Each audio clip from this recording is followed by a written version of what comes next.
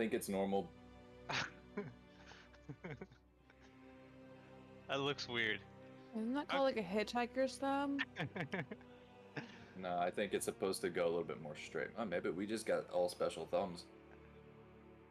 Like, I have to try feel to like- straighten my thumb out. Like, if I just, like, naturally do that, it, like... I feel like I talked to somebody about this, and they're like, what's going on with your weird-ass thumb? And I'm like, what's going on with your normal-ass thumb?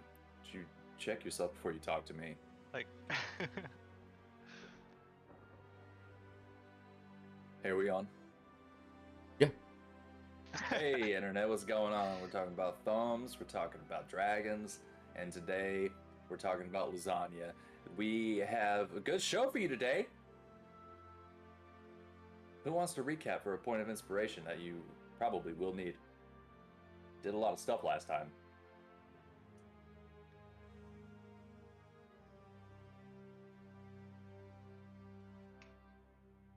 Not I. I still have my Fine as inspiration. None of you need it. I can go ahead and do it. It's been a while since I've recapped. Yeah, do you even know what's going on? Yeah. Yeah, I know what's going on. You Last time. guys- Prove it. Yeah, I'll No. give myself an inspiration. to use no. with a boss against us? I'll just save it. Save it for Strahd.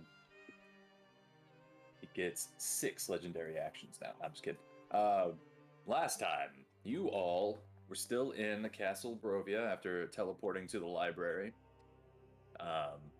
You, I believe, just decided at that point to go ahead and teleport back to your manor in Vallaki. You got everybody together with the use of Grimm's Hearthstone and bamfed back to safety, completing yet another mission inside of the castle without dying. You took a rest, kind of just chilled out. Grimm took care of some business. Rogar walked around, showed his face, saw the progress of the civilians getting trained up.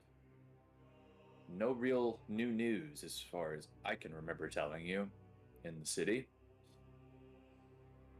You then decided the next thing you want to do is check out Berez because Davian, the were-raven, suspected that Baba Laz... I don't even remember her real name now. I keep calling her Lasagna. Baba Lysaga was responsible for stealing the Dragon Crush seed. So, knowing that the ruins of Berez was not too far away, you thought, might as well go there. You arrive there, it's real foggy. Can't see a lot of stuff. You find a gold coin in a cushion, a lot of destruction. You find a mansion with a ghost in it, with entrails hanging out, real creepy. You ask him why he's there, why his spirit won't go to rest. He mentions his sister was some sort of a bride of Strahd and blah blah blah. Was reincarnated. You convinced him that she had been reincarnated yet again into Irina Kolyana by showing him the doll in her likeness. This was enough to put his spirit to rest, knowing that she was in one way or another alive again. You spent a long time Rogar spent a long time trying to clear out the cellar of a bunch of debris and fallen stone, while the three of you looked around for a long time finding nothing until you came across a hut. Creepy little hut with an angelic baby just sitting inside smiling at you. With 2 cages full of ravens on either side of the entrance just squawking and very unhappy and nervous being locked up in those cages. You saw a creepy old lady walking around and avoided her, but you got the gang together. Rogar got to stop moving rocks around for the time being. I don't actually think you got it fully cleared. I think you still got a little bit of work to do. But you all came back. Grimm, it's like, I'm not dealing with creepy huts, so Grimm just kind of went off to look at other cottages for a while, but you all reconvened, and you got back to the hut. And you went inside and discovered that the little angelic baby and the crib were both an illusion. Underneath said crib, you saw a familiar green glow coming from the floorboards that was not unlike the green glow that came out of the tree blight that you fought a day or two prior to that. Busting up the floorboards and removing the seed from the ground before the hut started to come alive, you grab it. The hut stops moving, and you've got what you came for. You find a chest. You go to open the chest, and at this point outside, you see the creepy old lady come around the corner. Grim and Mist attempt to stall her so that the other two can do what they're going to do. She is impatient. She casts Witch Bolt on Mist. There is now this little faint line of lightning energy that connects this woman and Mist. At the same time, Jason opens up the chest, missing the glyph that was on it, and it lights up and does quite a bit of thunder damage to him at the beginning of this. And that's where we are. You have all rolled initiative, and it's time for the showdown in Berez. Let's change to some battle music, and then Mist. You're up. What happened to the old map? I put it on a bigger map in case you guys wanted to run around a little bit more. Got it. That's why I did that. So yeah, Okay. those little stringy beans are branches. They're Okay. big roots. I So if you figured. try to run over those, you're gonna have to like do some athletic or acrobatics probably. That's why I put them there. That's Okay. unfortunate. I thought it was spaghetti. No, No, we're it's gonna not, put. It's not biscotti. We're gonna upload this as an NFT afterwards. You ought to. I feel good about it. I mean, I did it in so fast. What's that music sound like? Cool. I like that one. All right, Mist. What you gonna do when they come for you? Oh man. Let's see. So Just got Jason's hit. Me and Grim were Yeah, being you- dumb and trying to talk. Yeah, you heard a big boom from behind you, and at the same time you get hit. It wasn't a lot of damage, but you just see this weird lightning bolt, basically, that's attaching you and this creepy old lady. Don't like. Oh, it's attached. It's like staying attached. Like she can. Yep, Okay. that's Witch Bolt. Didn't know that. Didn't know that. Never used that spell before. All right. You know what? I don't like her. And let me look at my spells.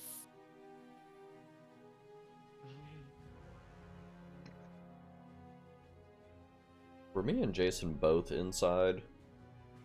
Yes. Okay. You were like at the door, Mist was just outside the door. Gotcha. Okay. I am going to use one of my rubies and drop a fireball. Cool. Let me get that up. Flashbacks. I know. So it won't hit anybody, won't hit the ravens or Grim. I mean, if it does a little hit Grim, it's okay. No, can't.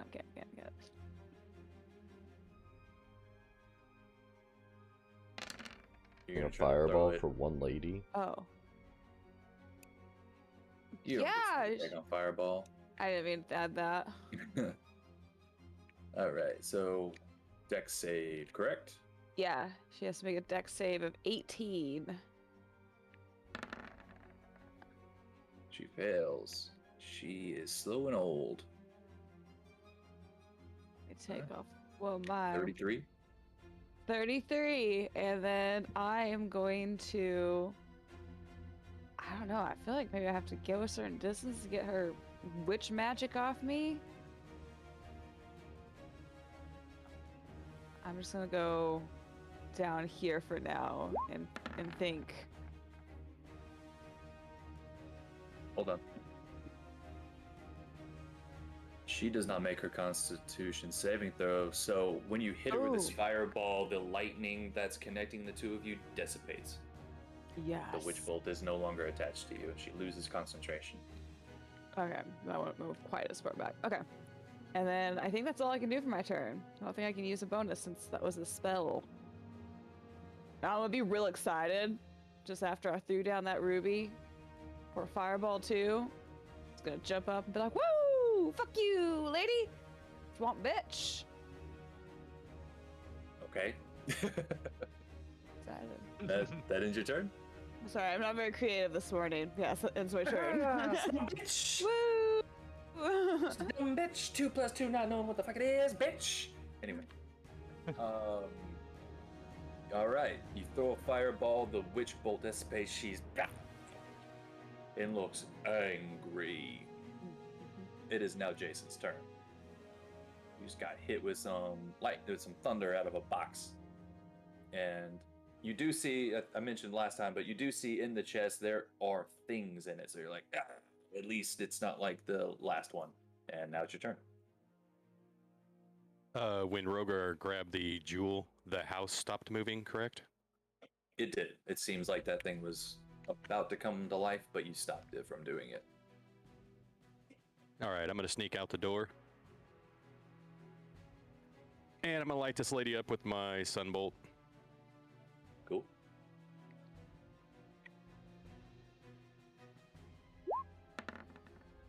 Oh, buddy. Jason's pissed. Do my second one as well. All right.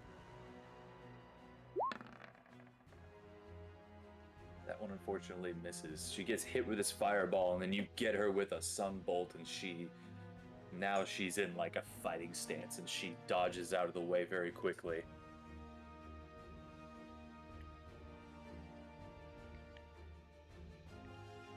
I'm going to expend a key point, and Floria blows her 2 more radiant sunbolts. Go for it.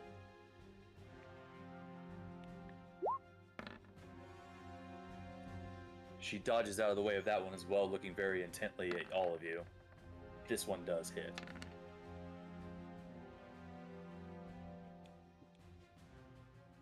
All right.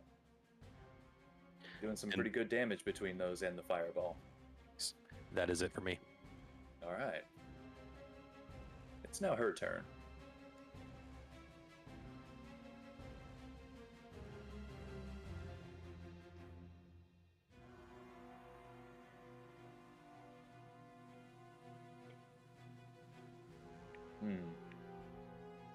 She takes a good look at all of you. Her eyes stop at the big, burly, dragonborn boy. And she's like,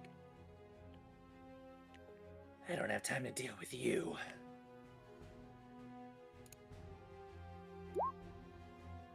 Rogar, I need you... Actually, how many hit points do you have?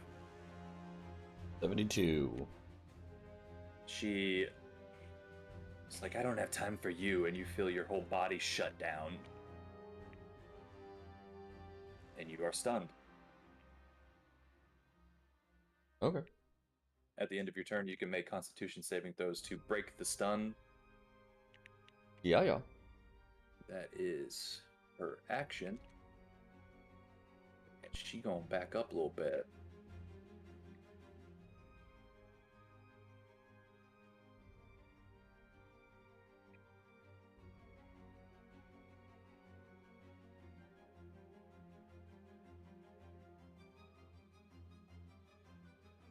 Okay. That ends her turn. Rogar, you are stunned. You can go ahead and make a Constitution saving throw, which you'll probably... Yep. First try. You're good. Yeah. So she did that, and you're just like, God damn it. But you're no longer stunned, so on your next turn, you'll be good to go. And now we are to Grim. Alright, I think I'm just gonna play it safe and throw a couple Eldritch Blasts their way. All right. Oh, that's not what I meant to do, but alright. And then again, da-da-da-da. There we go. First one goes past her shoulder as she's backing up, and then you shoot a second one after she turns around, gets her right square in the chest. 10 damage. She is now looking a little bit worse for wear. It's in turn. I'm not chasing her down. All right, back to the top. Mist, it is your turn. Oh man. She looks like she's fleeing, or is she like getting some room to do something? Roll an insight check if you want.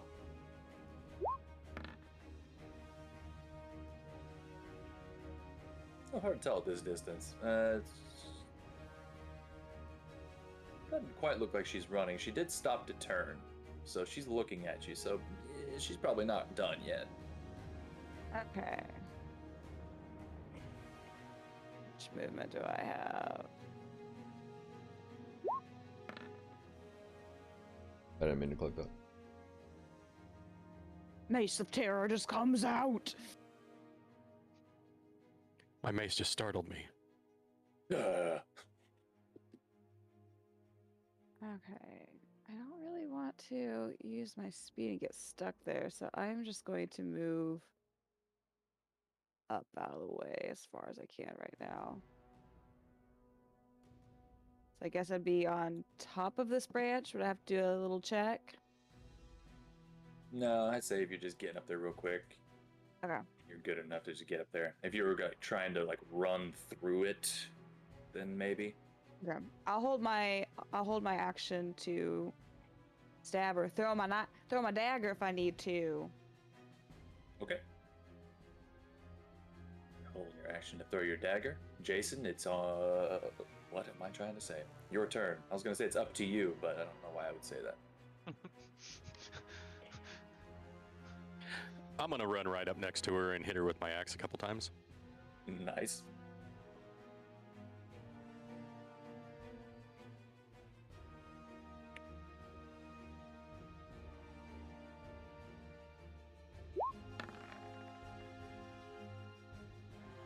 This misses.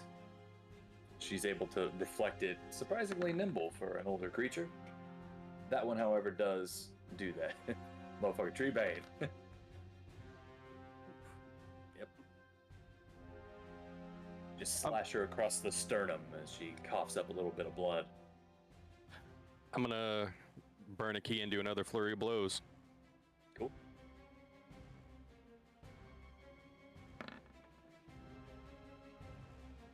Does not hit.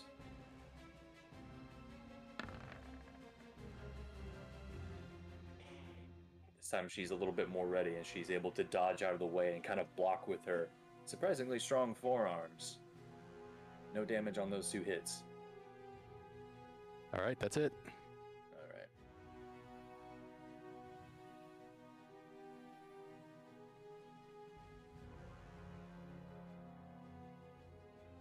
She looks at you with a nasty smirk, Jason, as she casts a spell out in the distance.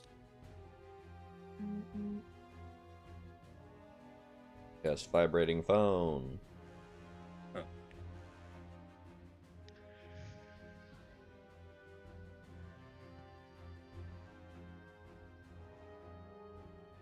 She's gonna throw some cloud kill out your way. All of you need to make a Constitution saving throw as she extends her hand and this little yellowish green beam hits the middle of the ground, and then this cloud of smoke surrounds all of you.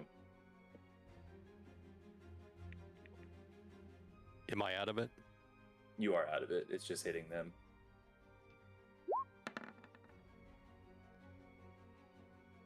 Good rolls, guys. So 5d8 poison halved. You all succeeded.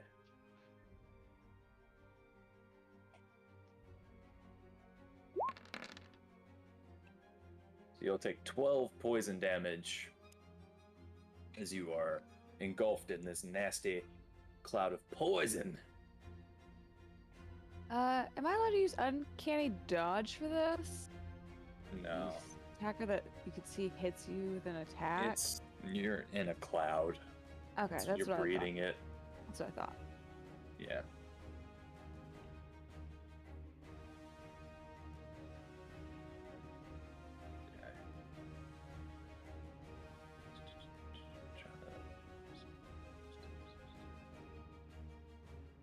Oh. When a creature enters the spell's area for the first time on a turn, or starts its turn there. So that'll be what happens at the beginning of each of your turns. That doesn't take, Yeah. I guess, according to this, doesn't take place right now. So that'll be what happens at the beginning of your turn. But it's her action.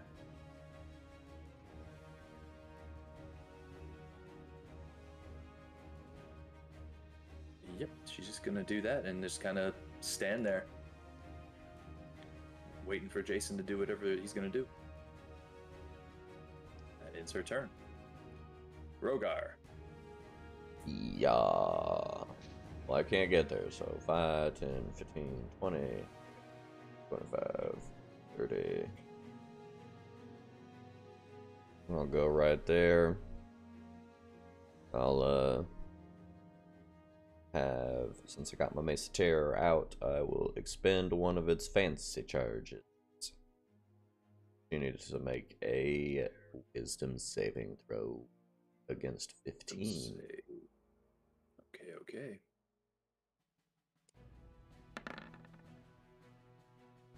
Rolling like poop. I thought this was going to be a hard fight for you guys. She is afeared.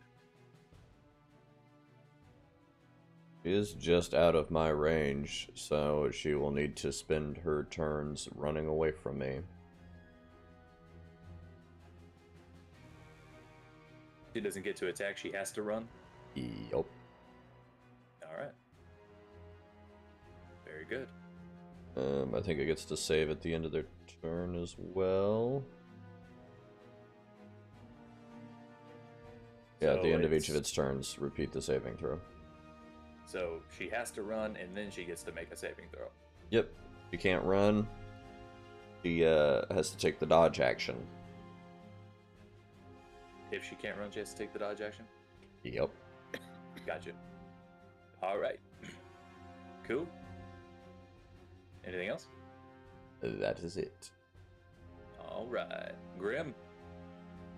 Alright, I'm gonna move over here and Eldritch Blast again. Pew Pew pew.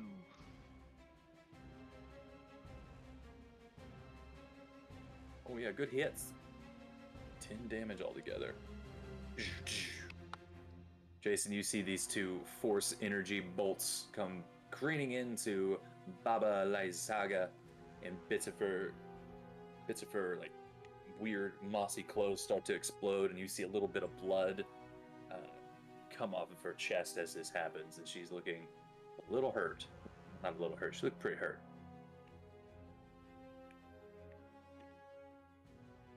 In turn. Alright, back to the top. Mist.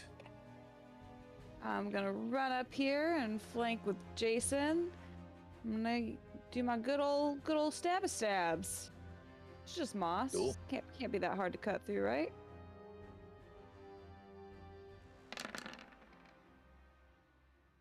Ooh. For sextine. And why is my mouse Alright. being? And then I'll have my bonus. For 1! You know, just get a little... You Get a little stab sniff it her. up.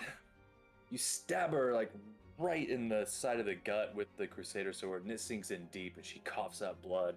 And then she pushes you away as you're going to stab her with the dagger, and you just kind of right in the clavicle, just like half an inch for 1 piercing damage. There you go. That's it. That's all I got. I'll hang out there. All right, Jason, it is you. I'm gonna ask her a question. Nice. With advantage.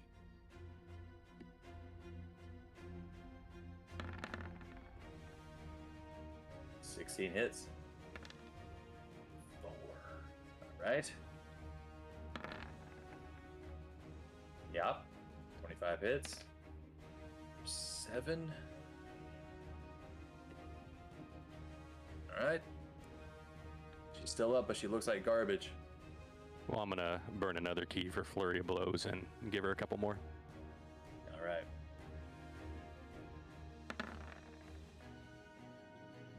Ooh, yeah. How do you want to do this? I want to hit her exactly where the little 1 point of damage from mist hit and just split that clavicle. Nice.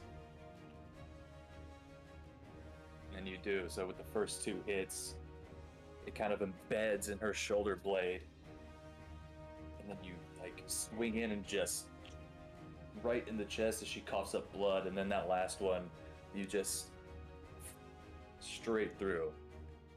And it doesn't quite like chop her completely off there, but it's real deep and disgusting as it anime style blood splatter as she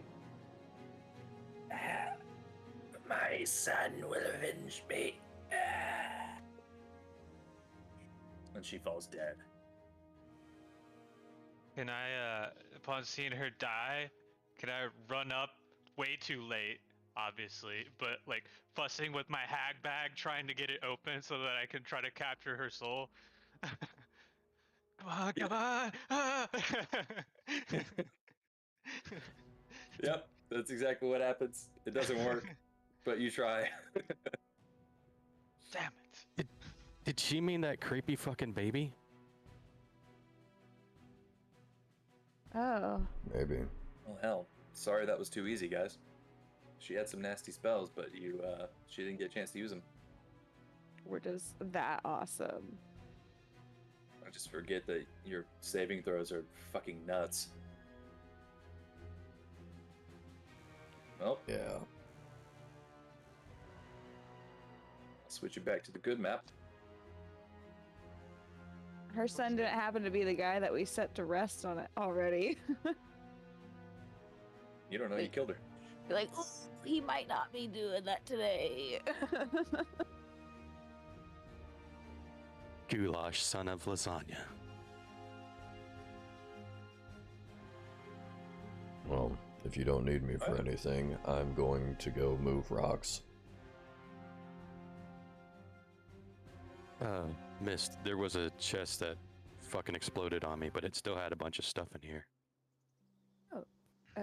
Okay. Go in there and check her out. The ravens are still like they're squawking, but they're not as stressed. They don't seem as stressed. Just normal squawking. Yeah. All right. So you do that. You open it. All right. So there's 1,300 gold pieces in this chest. 500 gold piece gemstones. A vial containing some fancy-looking oil. 2 spell scrolls. 1 of Mass Cure Wounds and Revivify. There's a pouch containing 10 +1 sling bullets. A set of some bagpipes Yes. that look a little fancy. And a stone, a funky little stone that looks like a cat, and then in its left eye, it's got this gem in it. The one eye is just a normal eye, and the other one's got like this light green gemstone in it. Okay. And the no, they're not bagpipes. Sorry, the pipes. They look like 2 bones, and they start off together at the mouth end and go out. And on the top of each one, it looks like 2 little bird skulls. But they look like some sort of windpipe, like some sort of instrumental, like a wooden.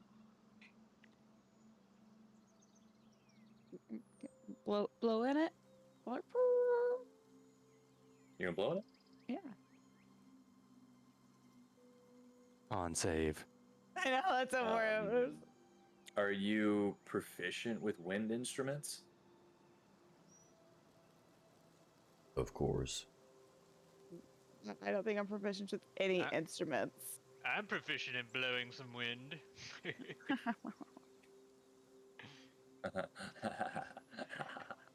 What a story, Mark. I'm gonna cast Fireball on that cottage as I'm walking away after hearing that joke. I mean, the sound coming out of these pipes is eerie, but it's an instrument. I'll get the magic stuff, and I guess, like, I don't know. Should we just show this to Grim and Rogar to figure out what these are? Yeah. I'll split the gold up. You say 1,300 gold pieces and 500 what? There's 1,300 gold pieces, and there's 5 gems, each Oh. worth 500 apiece. Oh. What type of gems are they? Or did it say? They're just called, it just said gemstones. Okay. I imagine they are red. We're going to say 5 red gemstones. Okay. That we will now have forever because there's nobody to sell these gemstones to. Yeah. You guys are going to be so rich when you get out of here. I've had a duffel bag of gemstones since the beginning. Well, none of you are wizards. I bet, like, if clerics, I bet if you were wizards or clerics, you'd be getting some good use out of those stones. Give them some stone. Yeah, I'll just do 325 gold to everyone and 1 gem to everyone.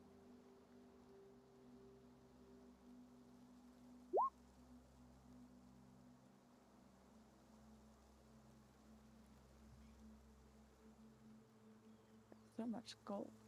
How much gold did we get? 325. 325.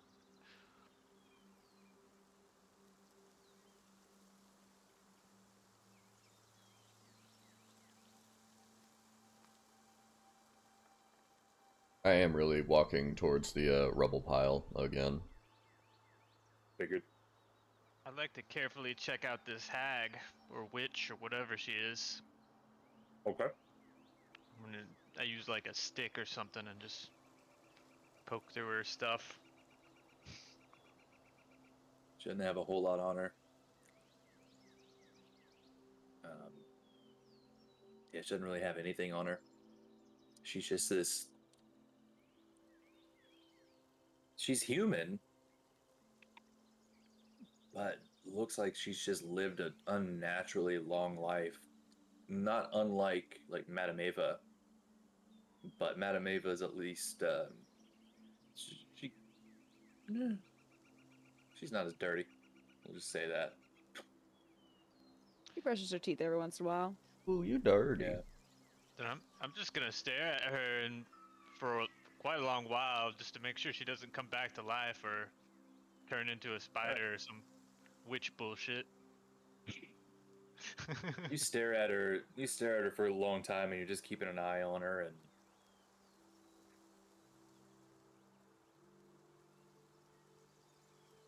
at one point her eyes seem to roll in the back of her head, and then you look again and they're normal. You stare at the face, and the face slowly shifts into the face of your gran, What the fuck? and you just hear, "Why?" And then it fades back to Baba Lysaga.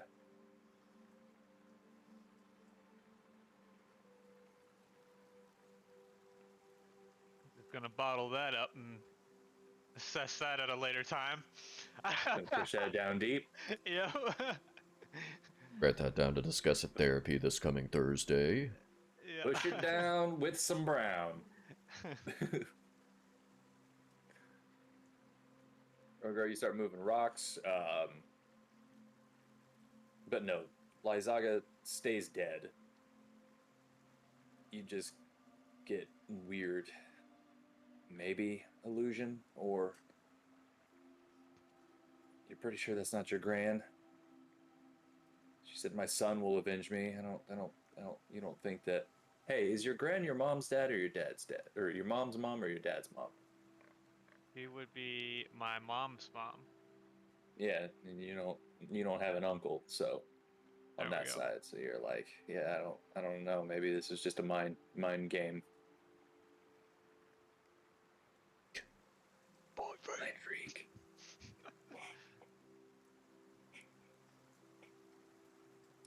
What are we doing now, gang?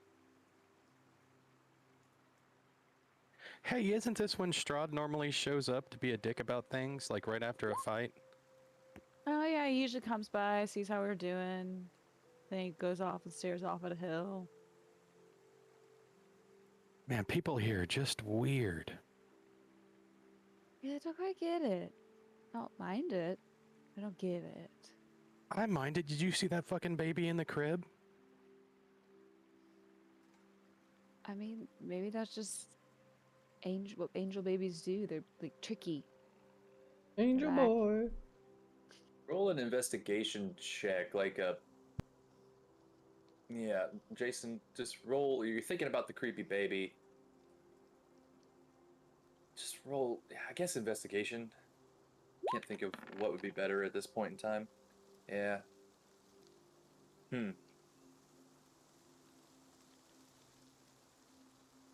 Weird.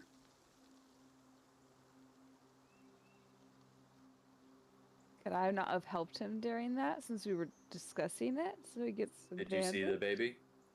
I did see the baby. You did? Because we walked in together and we were like, we need to get the fuck out. All right. You can roll too.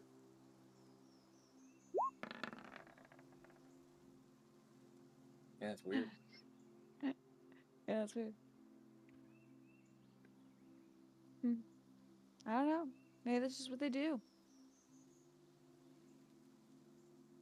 Now these scrolls, I think we should give them to Rogar, by the way. He's more of a healing type of guy sometimes. Yeah, but I kind of have a feeling he might be able to do some of this already. Whatever, it's fine. If not, we can give them to Grim. I'm not going to use them. Not sure I know how to use a scroll. Did we have the rest of the town searched over? I know we did the cemetery and the one row of houses. Grim checked out the other row of houses while you were deciding what to do about the hut at the beginning. Okay, then I guess we'll make it back up to the manor or what's left of it. All right. Oh no, I'm gonna try to open the raven cages. Cool. Yeah, I was gonna say they are looking at you intently. You've definitely put together that they want out.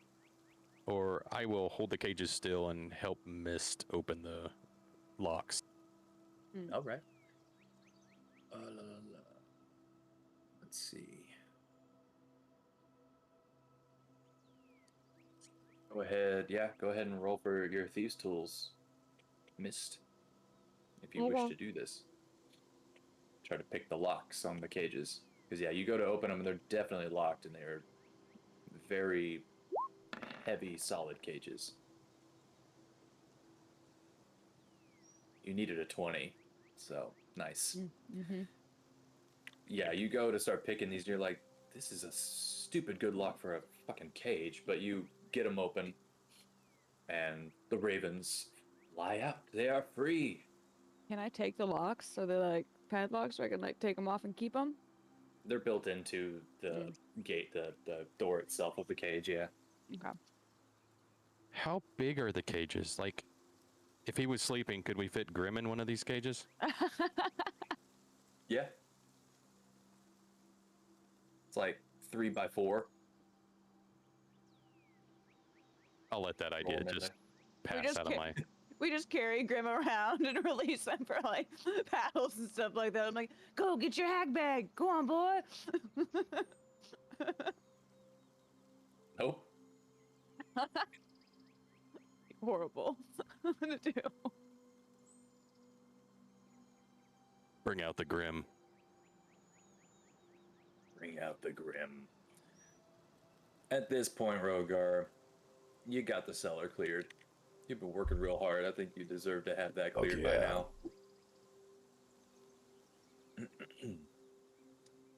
My life goals have been achieved.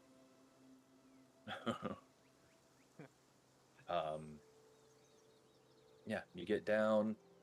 It's about 10-foot high ceilings supported by wooden beams. once you get to the bottom, there's like 3 inches of water. Like it's been flooded a little bit, just all throughout the ground down here. And you just see 24 empty, rotted casks of the Wizard of Wine's. You see the Wizard of Wine's casks, and they're all labeled Champagne de l'Estampe. All empty and rotted. Hmm. Been down here for a long time. Is there any other information on the broken casks? Because that's the last one we're kind of needing to find. Yeah, that's the one. That's the one that's been missing long before you got here, and Devian didn't have any leads. There's not a No. like laminated shipping invoice No. kind of on a table next to it. Roll investigation. If you get a natural 20, I'll say that there's a nice laminated. If you get a natural 20, I'm gonna be pissed because I don't have a plan for this. Just want to see if you do it. Nope. Ah, close. I mean, it says it's from the Wizard of Wines, so this must have been before it was stolen, anyways. So, oh, good. You have seen a handful of empty casks at this point that have Champagne de l'Estampe written on them, but you've never found a full one. You got no idea what that champagne tastes like. I mean, I'll find out at some point. Real Sam has a pretty damn good idea this morning. No, you don't. It's the best wine. You ain't never had no stomp wine. I'll just kind of wait around in the little flooded water, see if anything kicks up. And once I find nothing, I'll head back up. I assume everybody else is up there by the time I do this. Probably. Unless you all want to do something different. So we still don't have any leads on the other wine, like the third wine. The champagne, yeah. Davian knew that the Druids of Yesterhill took one and heavily suspected that Baba took the other. He said the other one was missing for a very long time, but he did not elaborate, and you did not ask him any more questions about it. So is Sounds there like us. so is there 4 wines total? Like the one that nobody knows 3. anything about? There's 3. So the third one is nobody knows anything about, and we've now just got 2 of them. Yeah, they already replanted the first one, so hopefully in the next week or so there'll be some more Purple Crush wine ready, or at least started. Do both the magic seeds look alike? They're slightly different, but they're very similar. The other one was a little bit more purple. This one's a little bit more red.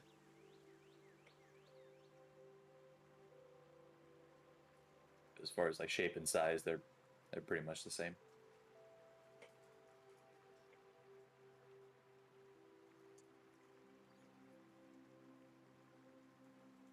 Once we're all together, I start handing out gifts. Right, Graham, you get this fancy oil and weird cat stone. Ooh. Rogar, you get these scrolls if you want them. Oh. And then who wants a bone pipe?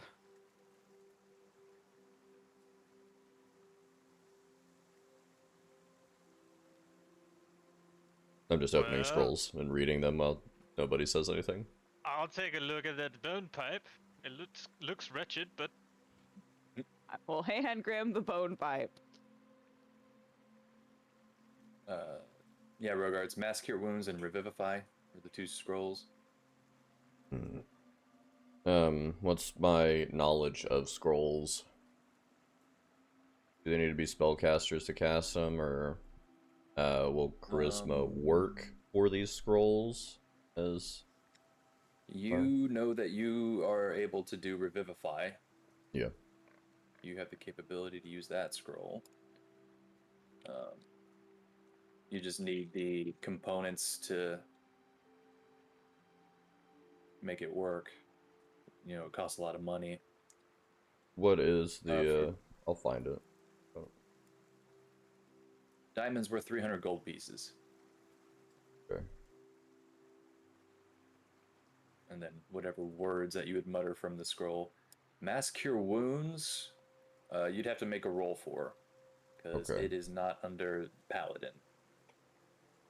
Do I know what the role is?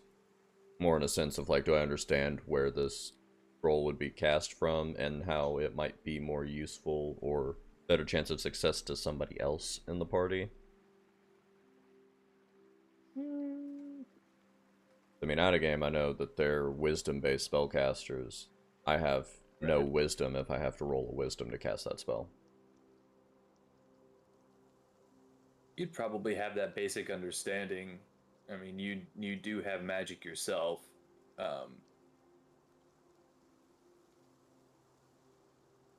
But I don't know if you would think if you're any better or if Grimm's any better.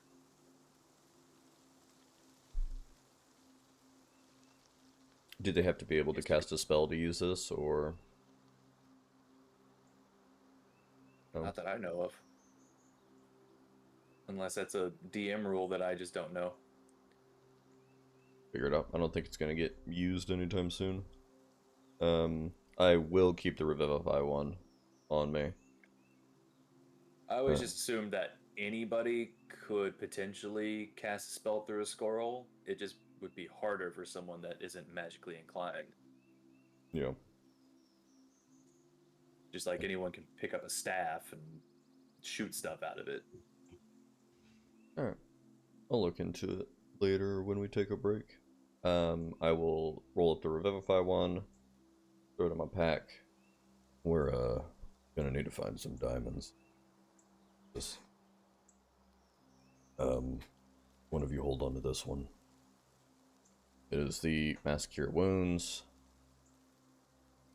I have a ton of healing. I don't need another. So in case I go down, one of you can. We should give it to Jason. I feel like Jason might have the best wisdom out of everybody. Okay, I do go down quite a bit though.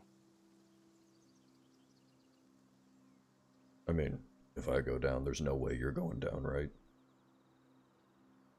Where will we be Sure. going down? Damn. I'll take the scroll to end this conversation. More than anything, I just want this conversation to end. We already went down there.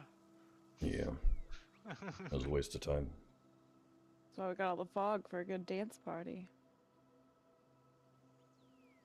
Is there anything else we need to do here? No, I mean, can you tell what the fancy oil and the rock is, Grim? Oh, it'll take some time assessing it. The oil I could commune with my good pal Mordark. I do have that alchemy jug though, and that Alchemy for Dummies book. Use that. Maybe when we get back. Yeah, I'd say with that alchemy book, and you can have advantage on a roll to see if you can figure this stuff out without the use of an identify spell. I will taste the cat stone though, just a lick, just a. It's a little salty.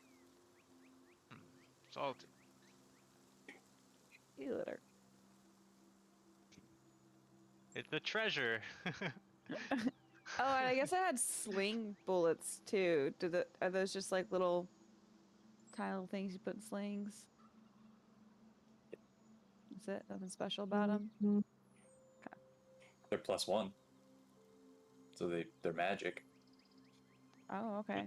Would they do any damage if you just threw them really, I was really gonna hard? try. They would do less damage, but I'd say if you threw it hard enough, you could do like a D4 of bludgeoning. What if Mist threw the sling bullets in the air while Eldritch blast them? Would it turn it into a shotgun? A buckshot?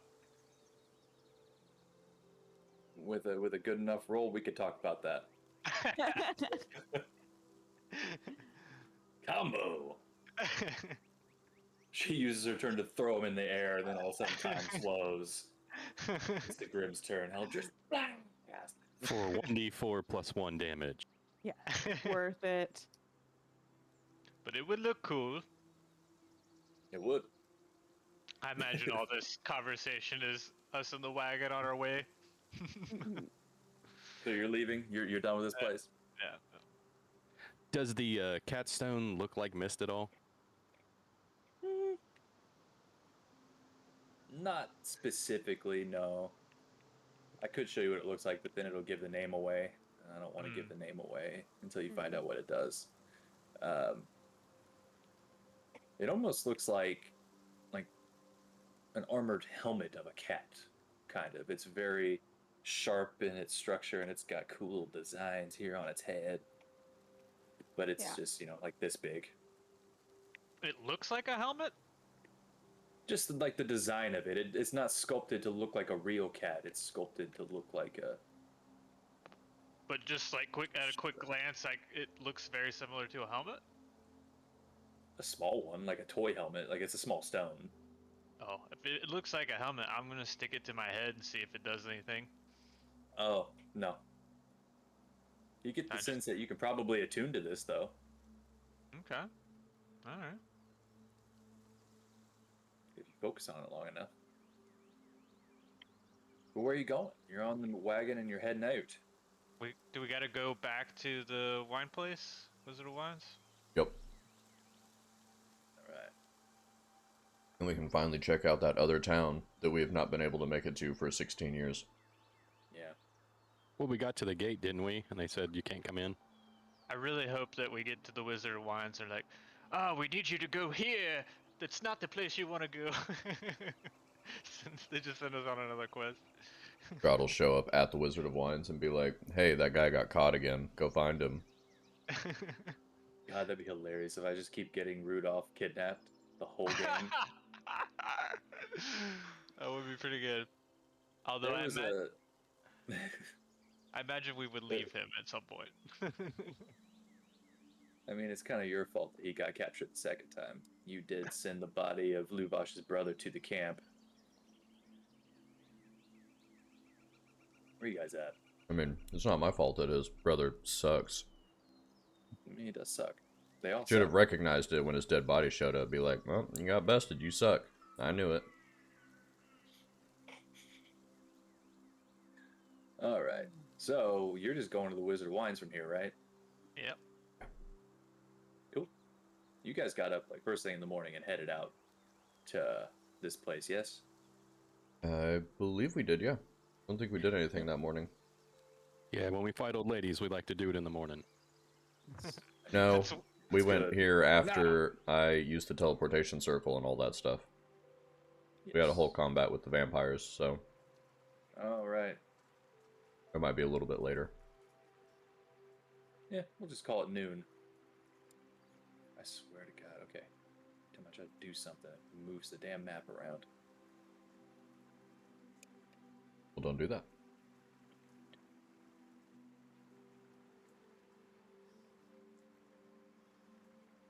By the way, whoever makes breakfast burritos and squirts a tub of ketchup in the interior of it, I don't know what the fuck's wrong with them.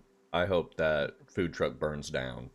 What was the? It's so gross. I unrolled it just so I can pick at the not ketchup parts.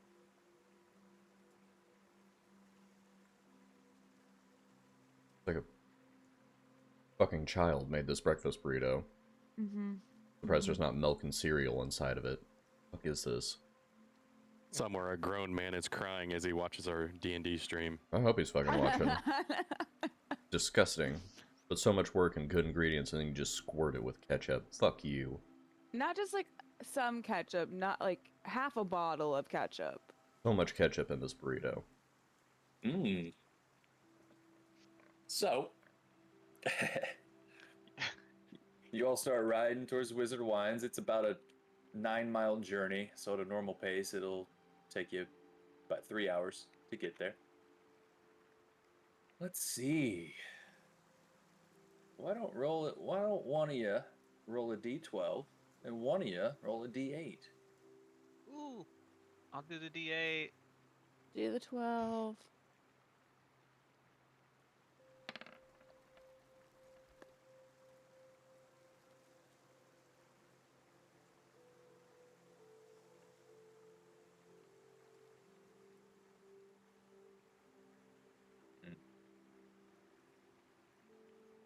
Boring. You're riding through, and you see some swarms of ravens, and a were-raven. That's all you see. I'm not even gonna. You can roleplay if you want to, but this is a boring random encounter. I'm a little mad about it. Can I call the were-raven down? Sure. I'll talk to him. They're just kind of like sitting on the trees, and you can, yeah.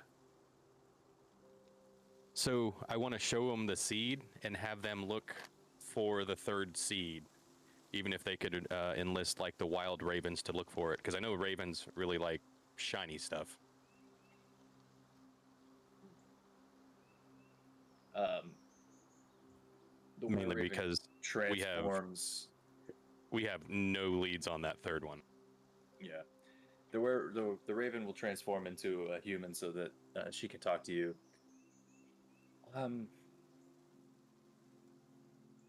We'll do our best, but we've been searching for that for years. Davian thinks that it's his son's fault. He was supposed to be on guard duty the night it was taken. He denies it. He denies that he shirked his duties, but ever since then, there's been this rift between the two. And yeah, we've got no leads. We'll keep trying.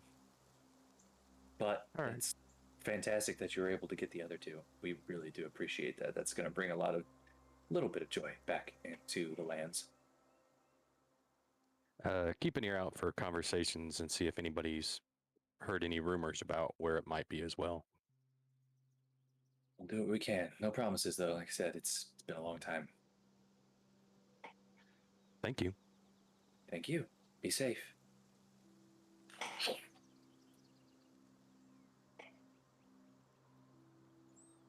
Gotta admit, that's kind of cool. Yeah.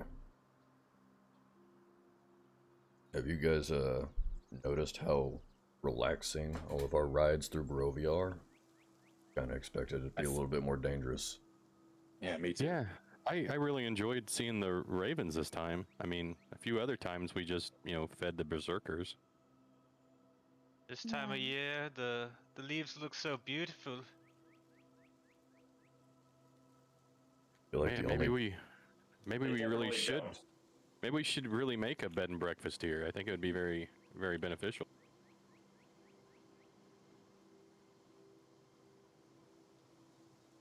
Well-behaved towns, beautiful scenery on your drive. That beacon, the skies are so clear and sunny, and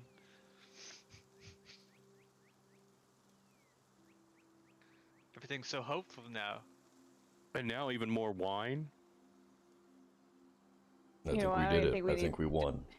We don't even need to defeat Strahd. We just need to bring a PowerPoint to him to have him buy into our new real estate.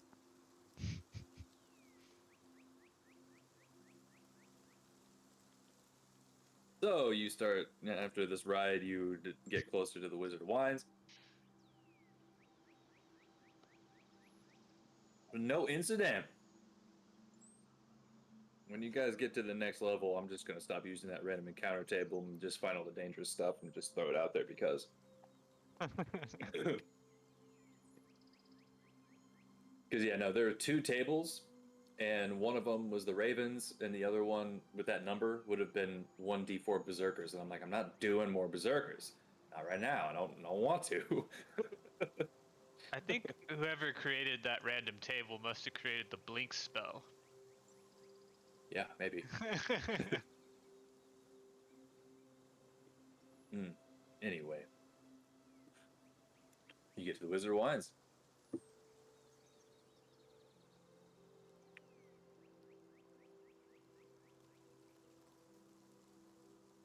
Knock, knock, knock.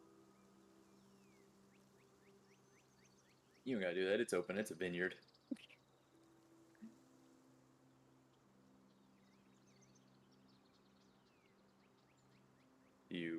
You go to find Davian, I assume? Yep. Cool. He'll probably be down in here overseeing some stuff while these other people are getting some grapes ready.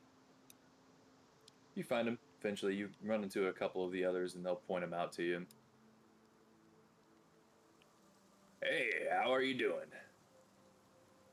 Fine. Here's this. Oh, thank the gods. Where'd you get this one? Was it Baba's? Yeah. That bitch. She's still with us? No. You're good people. This is gonna be Yeah. good. We already got some grapes spewing up a little bit out there for that purple one. It's good stuff. Now we just need to find out what happened to the champagne due to stomp seed. You don't have any leads on that? No, my son years ago went off and had to spend quality time with his paramour, shirked his duties, and then sure enough, it got stolen under his watch. I mean, you don't really have any information on it. We're probably not going to be actively looking for it. We'll do what we can. We've been looking for it for years. Right on. I mean, you want to go to Valaki and ask my son more questions? He seems to think that he didn't do anything wrong. Who was his paramour? His wife. Now. She's in the business of misery. Thank you for saying it.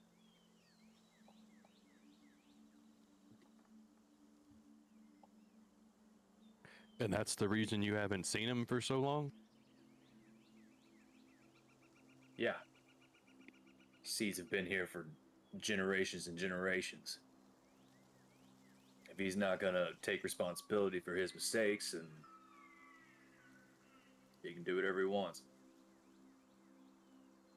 Sounds like a fucking luxury, not wanting to spend time with your family.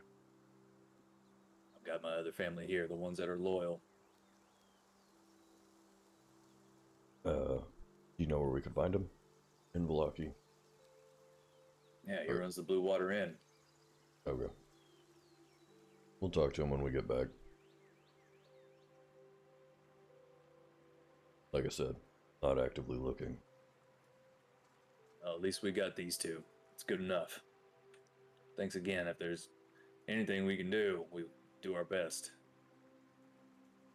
I mean, I'll take a bottle of wine.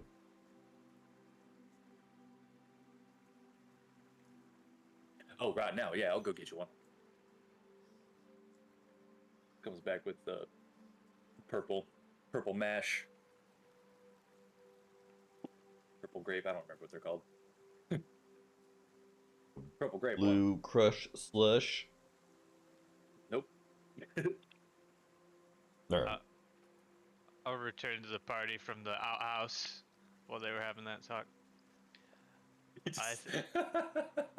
Grim always just shits in their outhouse every time he gets there. I think this for days. We got to go to the Wizard Wines. I think there was something wrong with that mayonnaise. And I just dumped the alchemy jug out with the remaining mayonnaise. Yeah. Alright, let's go.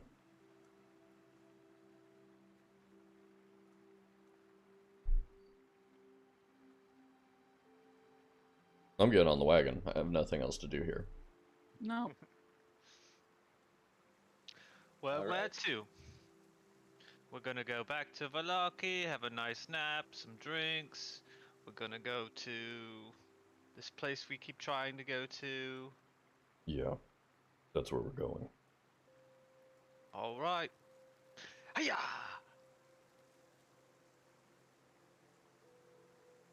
We all fly off the back of the wagon.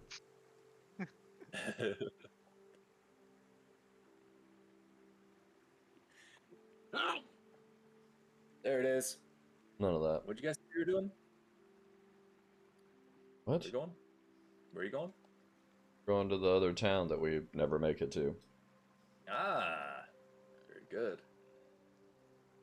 Sorry, I was just trying. I can't ever remember what their names are at the Blue Water Inn.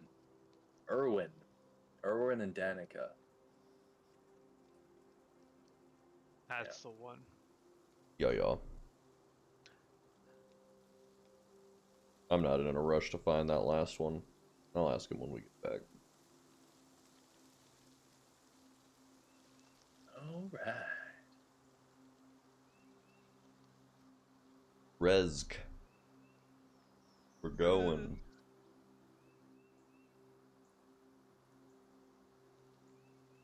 This will be a Also- nice trick. We got the creek right next, or the river running right next to the road. Gentle rocking of the wagon, the bubbling brook. It's really beautiful. It really is.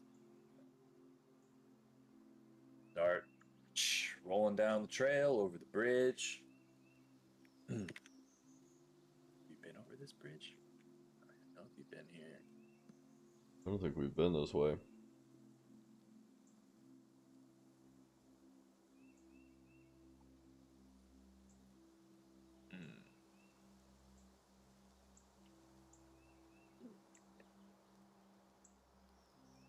You get to that crossroads, you see a weather-worn signpost next to the road. The three arms of the sign point along the three branches of the road. The arm pointing north reads Kresk, and through the woods you can see an arching stone bridge spanning a river. The arm pointing east reads Halaki, and the road slopes up gradually in that direction. The arm pointing southwest, Wizard of Wines. You know all that stuff. And you continue on towards Kresk. Takes you about an hour to get there. You're rolling up on the gates around 4 o'clock in the afternoon at this point. And let me get you on to that map so you can see what it is. Why don't they just put it in alphabetical order? Like, sorry guys, visiting hours were done at 3. Turn around, go back home. The whole town of Kresk is missing?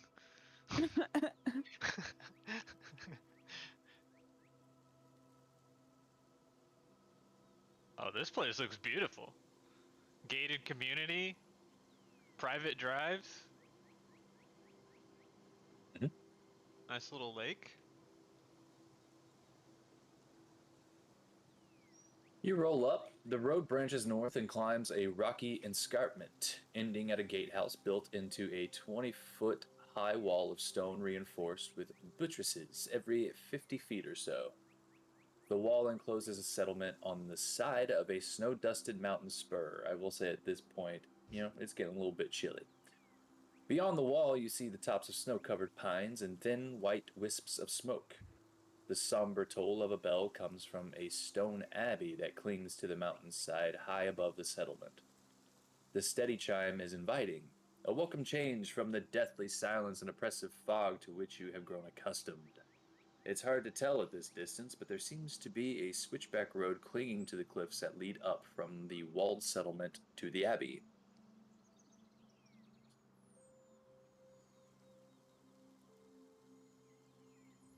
Anybody at the gate? Roll on up. Or is the gate It open? is. It is not open. Would you ride further up this hill? The air grows colder as you approach the walled settlement. 2 square towers with peaked roofs flank a stone archway into which is set a pair of 12-foot tall iron-bound wooden doors. Carved into the arch above the doors is a name, Kresk. The walls that extend from the gatehouse are 20 feet high. Atop the parapet you see 4 figures wearing fur hats and clutching spears. They watch you nervously. That's What's your business in Kresk? just visiting.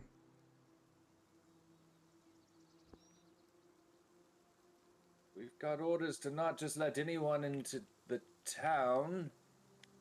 Are you a friend? I mean, I'm the one in charge of Alaki now. Just coming to say hey. Very well. I'll be right back. I'm gonna go fetch our burgomaster.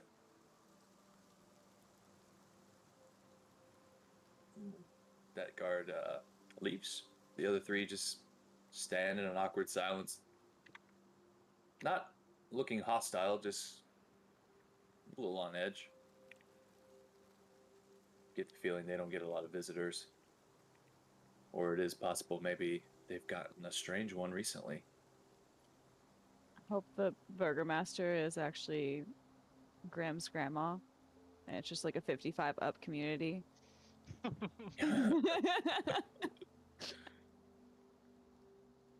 All right.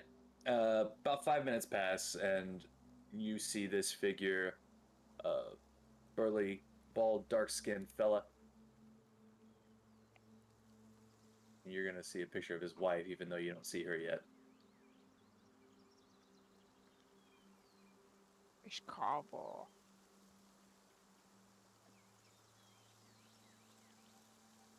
Good afternoon. My name's Dmitri Kreskov. What can I help you with? Just coming to check out your town. We're the ones that, took over, control of Alaki. Want to get more acquainted with surrounding areas. You took control of Valaki. For yourselves, or for Yep. Strahd? For me. Roll a persuasion check. Okay.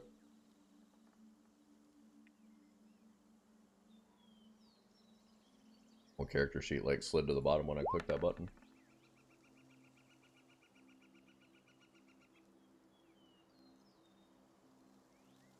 Yeah, +8.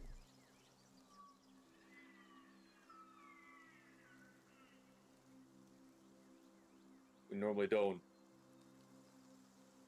let outsiders inside our walls. Try to keep to ourselves. Is there anything you'd be willing to do for us in exchange for entry? What do you need done? I could also just walk around your stupid wall and walk into your town.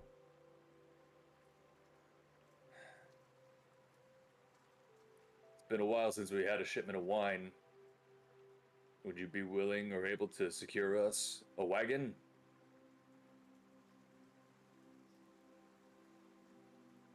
Just a wagon? I don't know what that has to do with wine. A wagon full of wine. Oh. A shipment.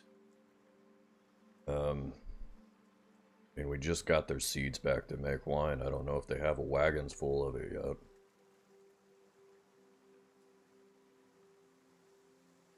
You say you got their seeds back? Yeah. Is this why they have not sent any shipments? Yeah.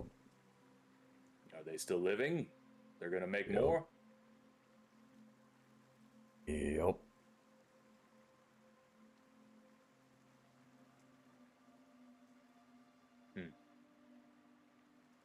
Very well. We don't want any trouble here in Kresk. Don't ask for it and you won't get it.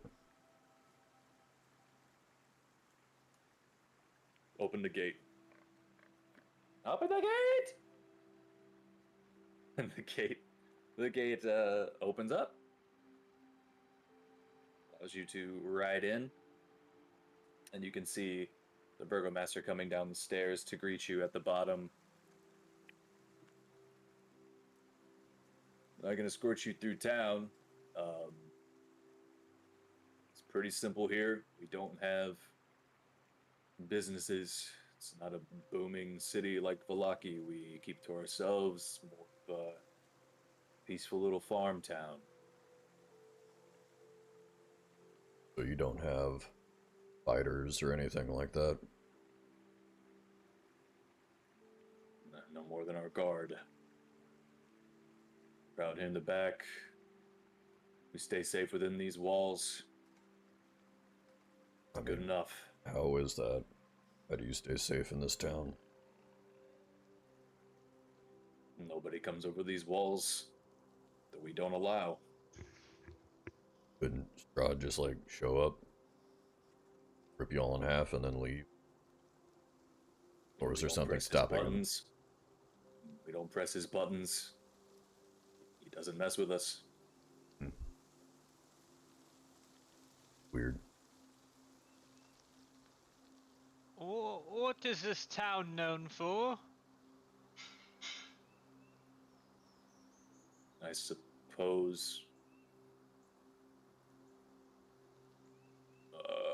the fountain? I'm not sure if this town is known for anything. We have I would like to see this fountain. You have my permission to explore. Just please don't disturb anybody in their homes. Is it an ordinary fountain? Or one of those wishing ones? It has refreshing properties of a magical nature. Can I drink from it? If you wish, just please don't defile it in any way. How much can I have to drink from it? As much as your stomach can handle. It's a big fountain. Can I take a cup to go? Sure. There's a bunch of styrofoam cups next to the fountain.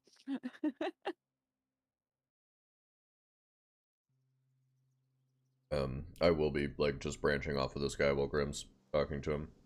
Just kind of start wandering the town. Okay. Looking for shops or anything that exist here, like mainly a jeweler so I could get diamonds. Yeah. But the rest outside of that, I'm just kind of checking out the town. Okay. The rest of you end up following Rogar. I'm going to this fountain. That's where I'm going. All right.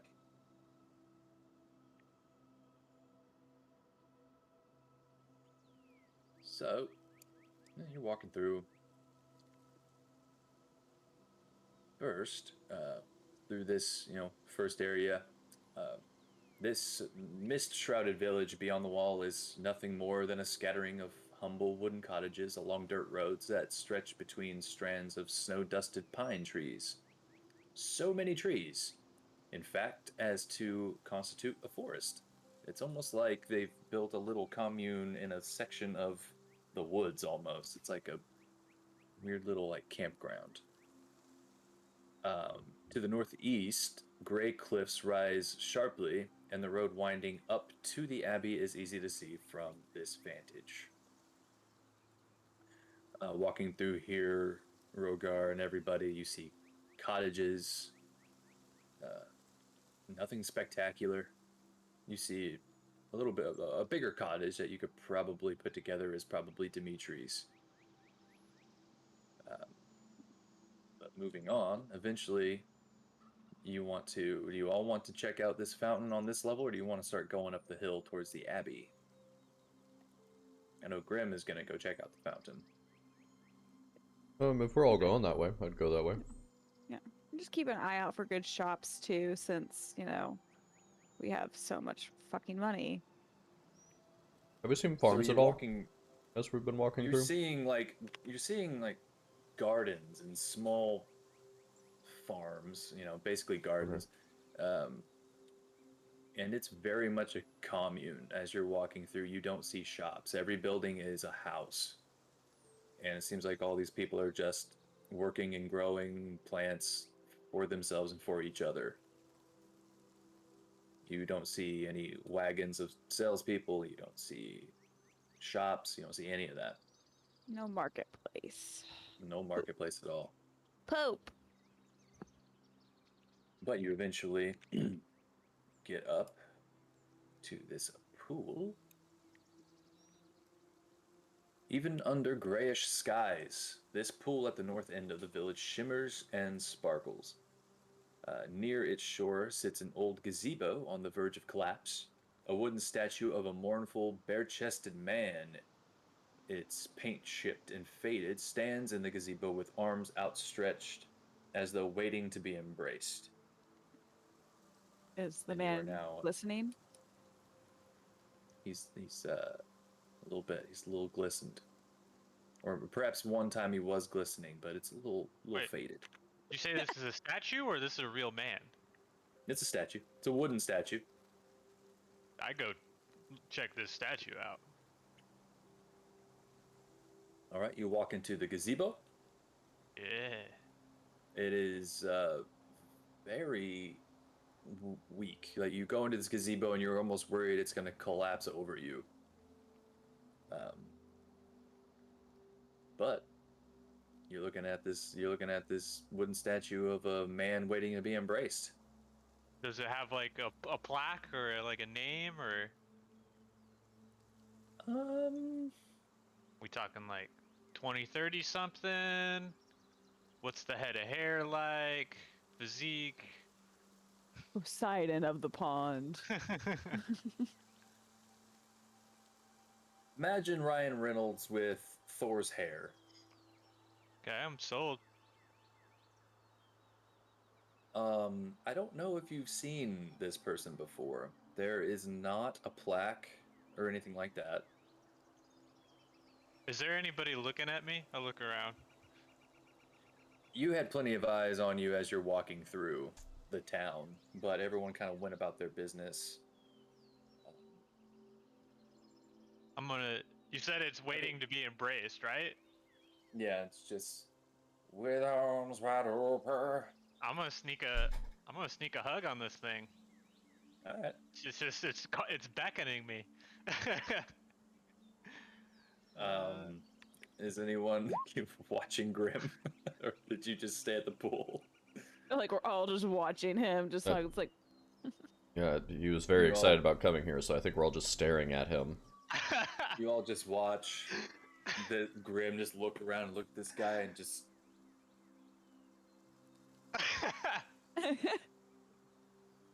it's like when you see the Ronald McDonald benches with his arm out, that you know, like Right? you just have to can't fight the urge to sit next to him and be like, look.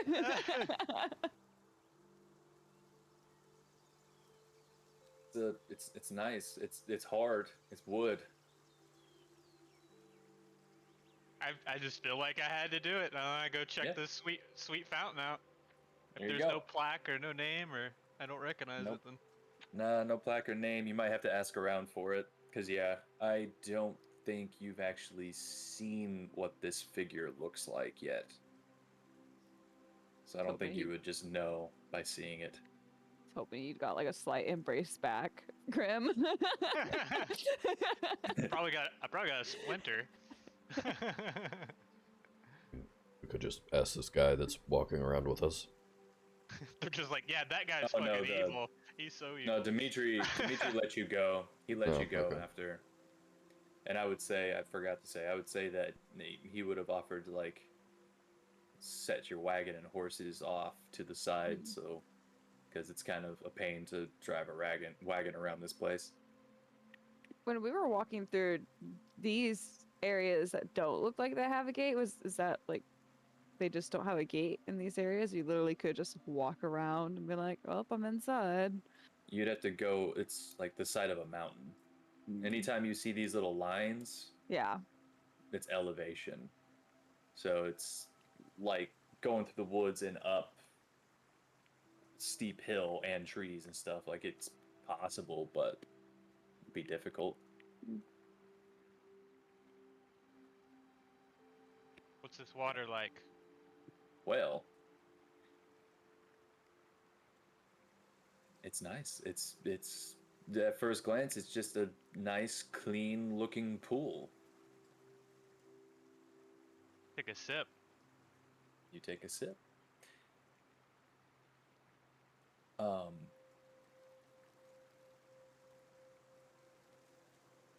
it's sweet and it's fresh, and you do feel like it's got some sort of magical properties.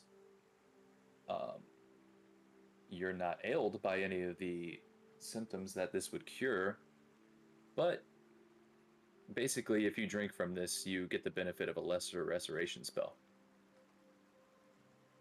So when you drink it, you can feel that. You can feel that restoration magic in your body, and it's just very refreshing. Well, Bring a cup back for that Gertruda lady. yeah, use one of my empty potion vials. Lesser restoration doesn't work on her. Well, we don't know that, Rogar. I think I tried it. I think I told you that. Oh, okay. We know that, Rogar.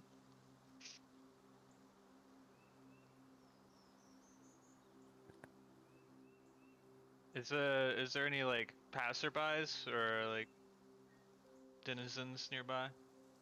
Uh, Not really. A lot of these people seem to be keeping to themselves.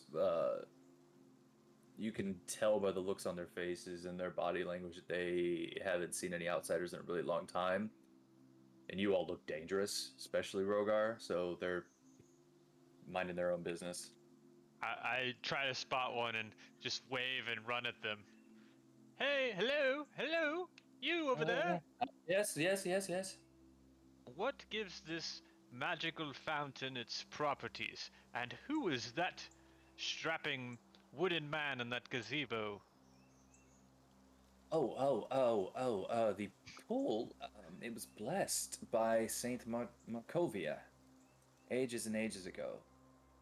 And its magic still holds true. Uh, that's the Morning Lord in there in the gazebo. Oh, the Morning Wood, you say? The Morning I Lord. think I think we have heard of him. Well, I surely do hope so. He's the only. He's our god of Barovia. He's the good one. Hmm. Well, thank you. You're welcome. I sprint back over to the party. That man in there is the Morning Lord.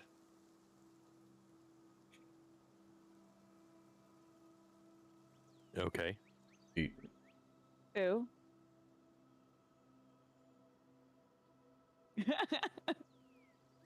I feel like I've accomplished something and like discovered a secret of some sort. Grim is a fucking detective, guys.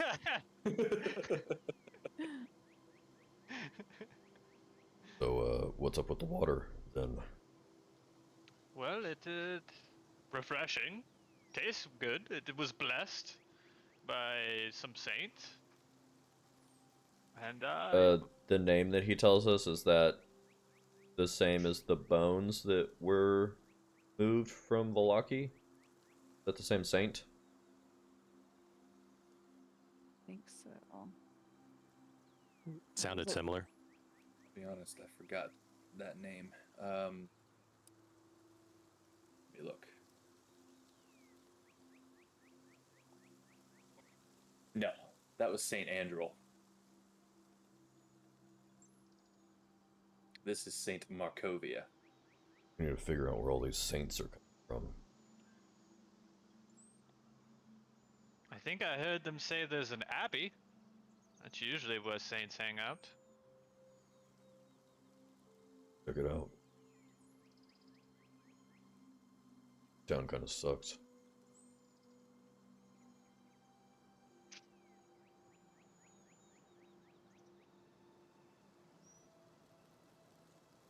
He climbed the mountain. Going up to the Abbey. Alright. The switchback road that hugs the cliff is 10 feet wide and covered with loose gravel and chunks of broken rock. The ascent is slow, somewhat treacherous. And the air grows colder as one nears the top.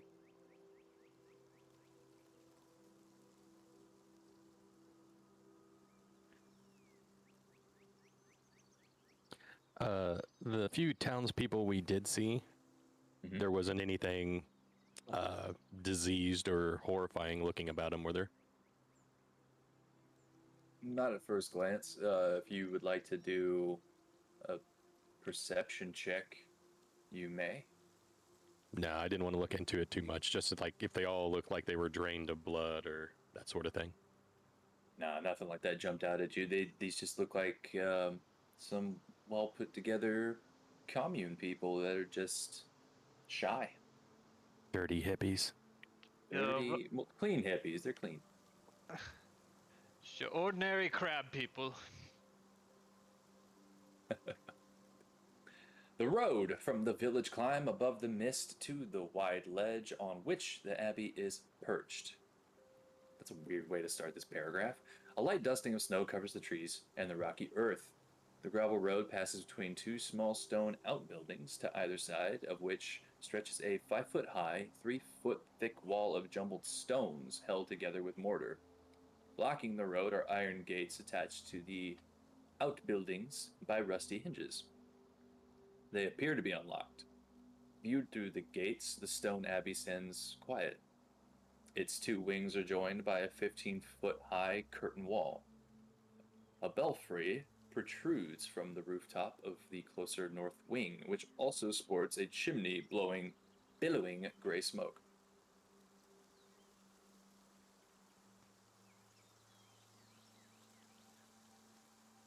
Push on that gate.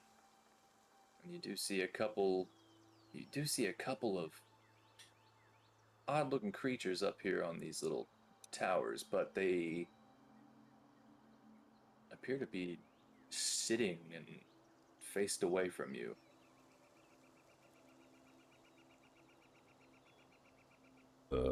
Hello.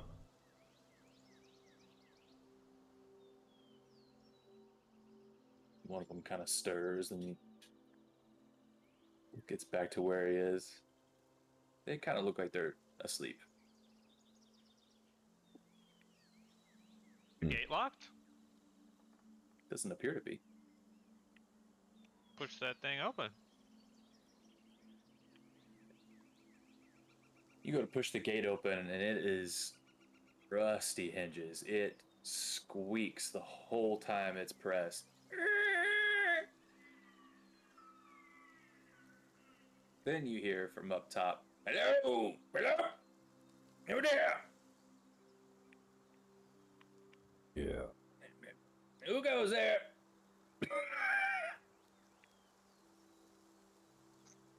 And you see these two figures stand, very humanoid, odd proportions. You see this fella, who would be on the left as you're approaching.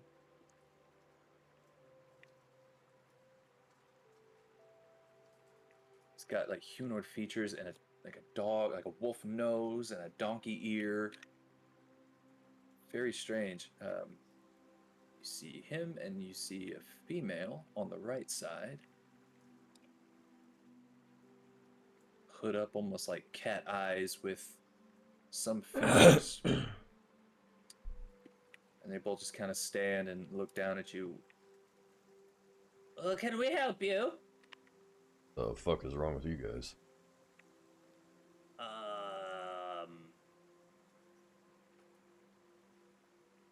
They just look at each other confused.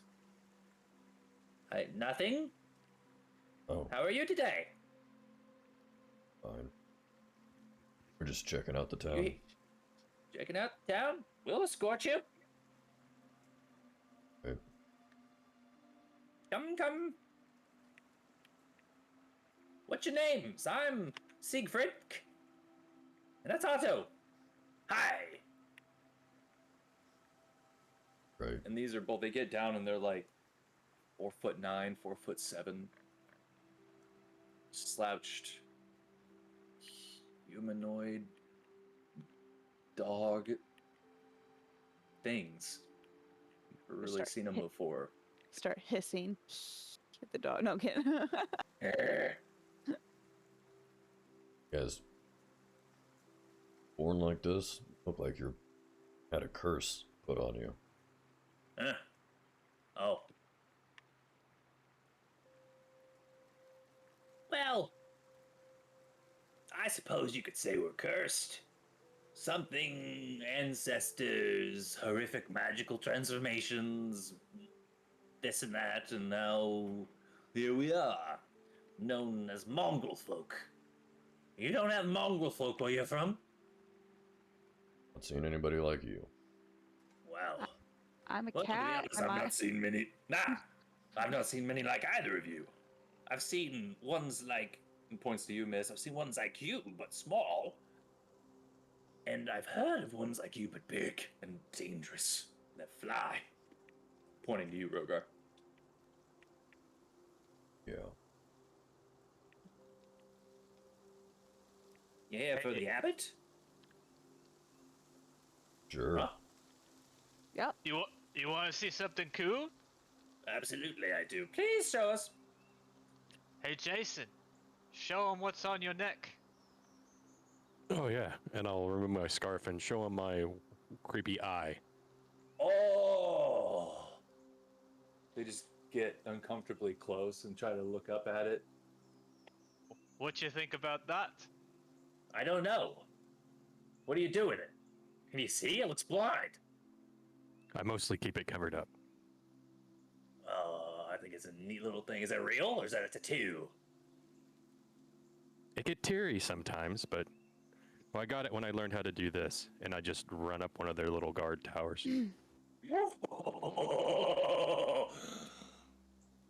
That's neat.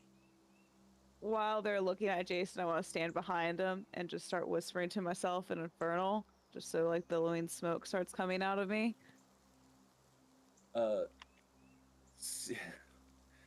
Siegfried,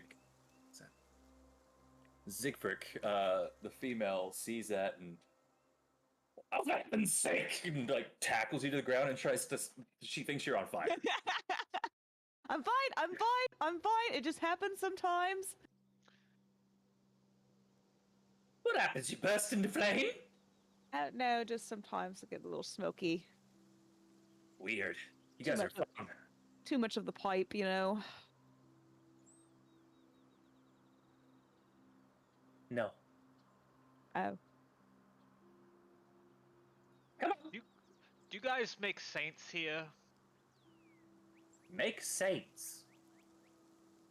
Where do saints come from? Wombs?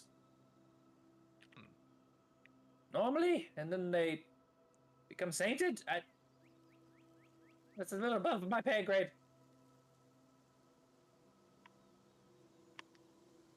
Is there someone here that knows about saints? Like that Probably wooden the saint? abbot. Probably the abbot. Yeah.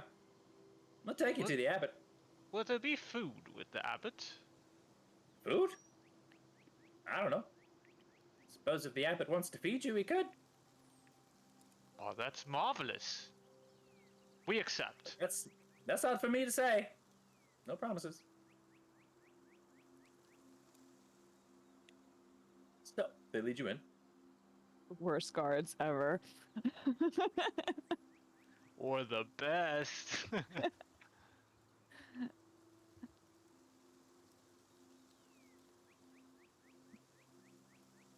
Ooh, graveyard. Yep. To the right, you do see a graveyard. Stunted pine trees grow out of the rocky earth in the graveyard near the foundation of the abbey's north wing.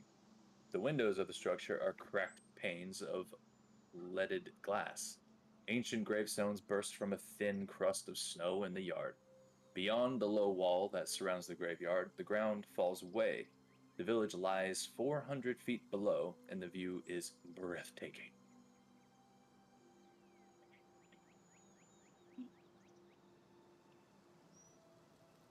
This would make a great B&B.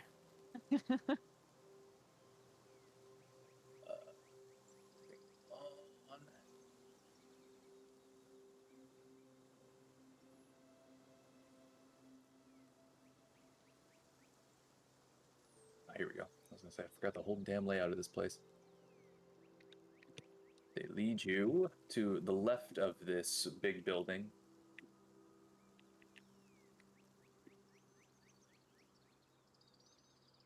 put you all together here. Nope, that's not what I want to do.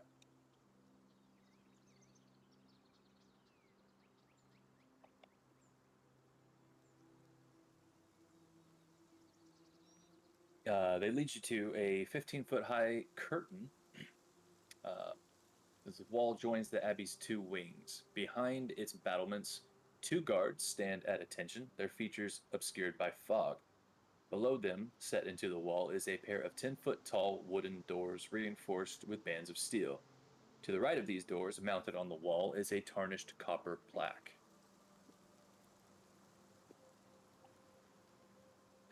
They go to open the door like, Don't mind the guards. and then you look at them, and when you get a closer look, they're just scarecrows.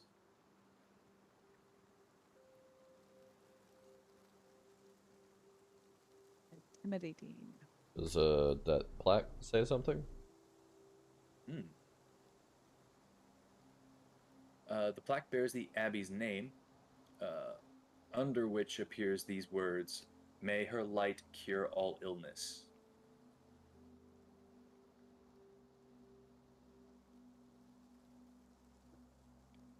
They open up the doors for you.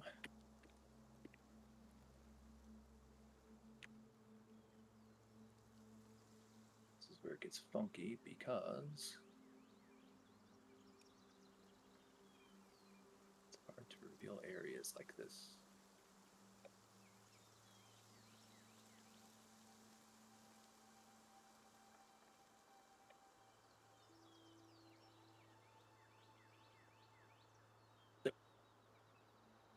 The thick fog that fills this courtyard swirls as if eager to escape.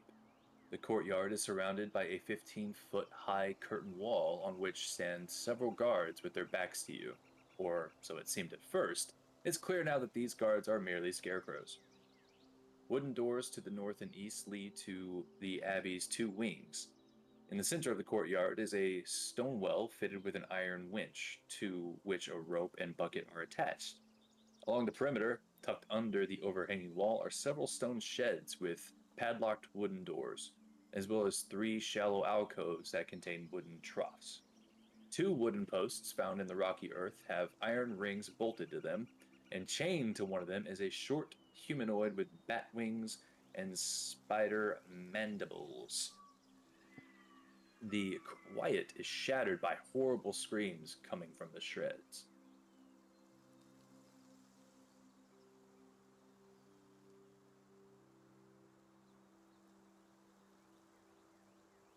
They pay no never mind to said screams as they just continue to lead you to this door.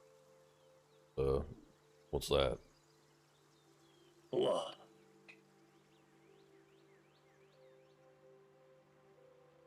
That. What are you pointing at? Are you pointing towards the screams? Yeah. Oh, more people like us, but with less self-control. I suppose you could say. Why don't you just put them down? No. And they just turn around and go to the door. Whatever.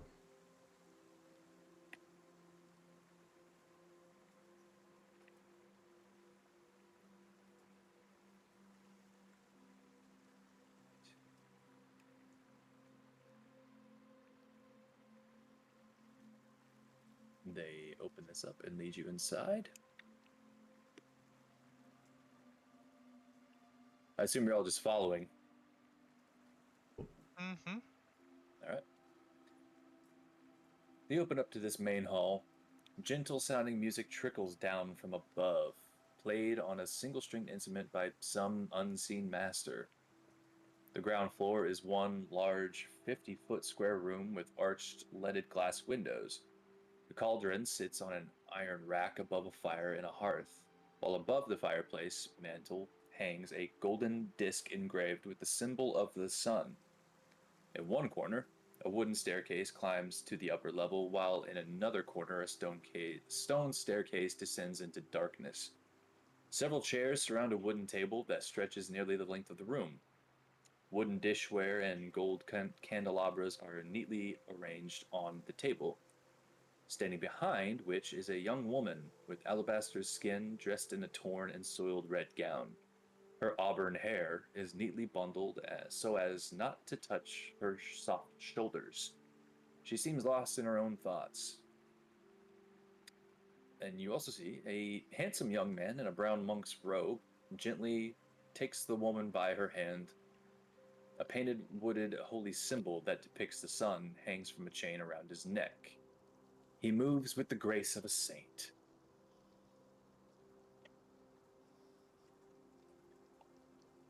Oh, welcome to my abbey. That's where we're going to take a break. Miami.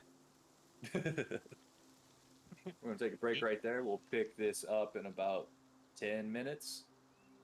See what's going on with this abbot and these mongrel folk. Ooh-wee. Y'all like and subscribe, get you some coffee, and we'll be back here in a bit. Please out.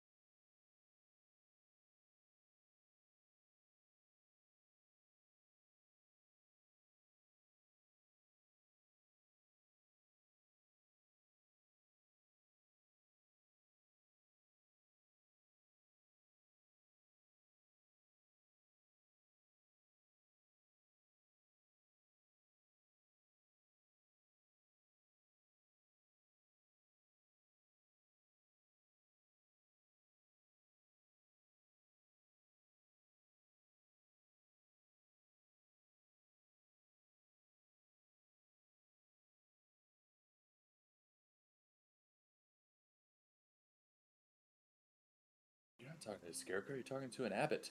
I know. Hey, we're back. The party traveled to the ruins. Nope. To the city of Kresk. Nope. Finally. Getting to see what all the fuss is about, and it doesn't seem like there's much of a fuss at all. This is just a hippie town with vegetables in it and a nice pool with a sexy statue. But there's an abbey, and like, let's go check out that abbey. Some mongrel folk, weird dog-human hybrids, escorting them to the abbot, who they now have seen and met next to just a innocent young woman who just seems very quiet and weird. And he has welcomed you in. What do now? I'm gonna cast Divine Sense. That's neat. Murder everyone. That was a joke. I don't do that. Feel very weird in this place, and I don't understand why, so I'm just gonna do this, see if something happens. Well,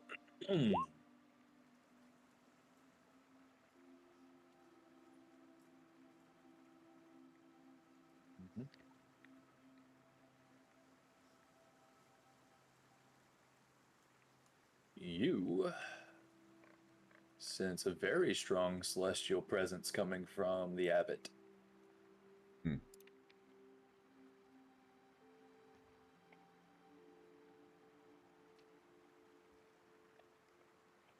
So you are the new batch of Strahd's adventurers that he's allowed to wander the city of Barovia?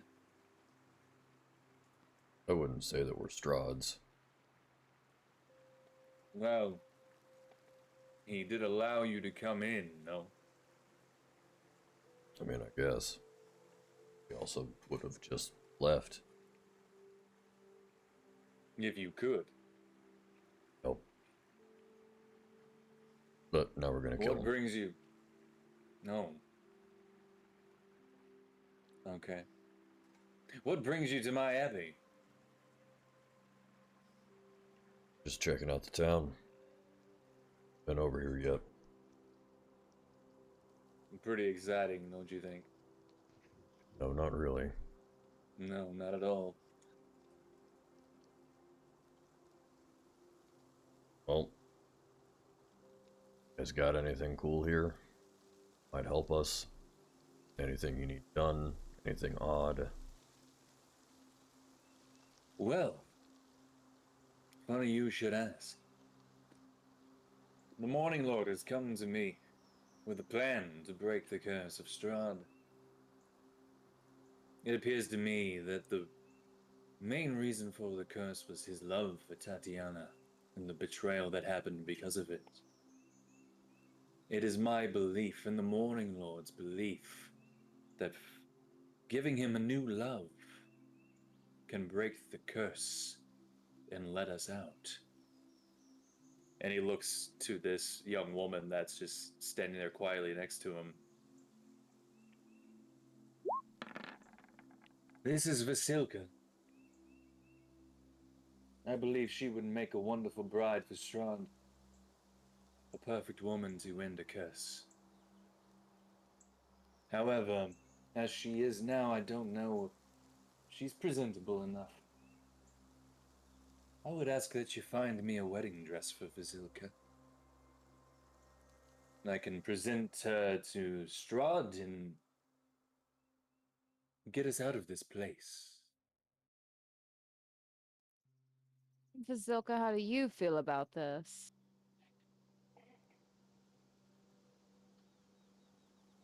Oh, Vasilka is aware of her purpose. I would like to hear it from her. Oh, that's interesting. Vasilka, answer them. Hate this guy. We should kill him. Absolutely. she looks up, and you can see now, getting a closer look at Vasilka, she's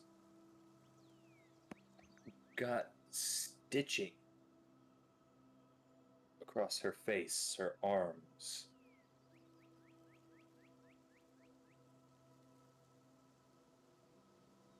What thought do you have, Jason? Are you thinking back on something neat? Yeah, she looks like she might be more than the sum of her parts.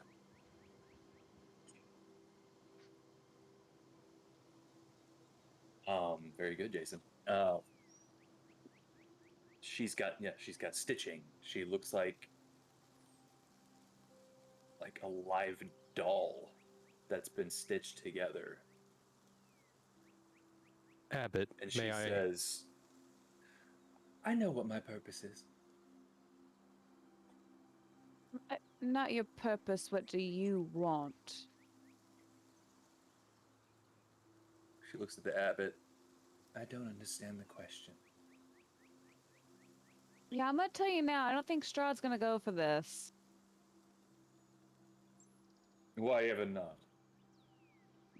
I think he likes his women to have a little bit life to him. I think he likes a strong woman, a strong, important business lady.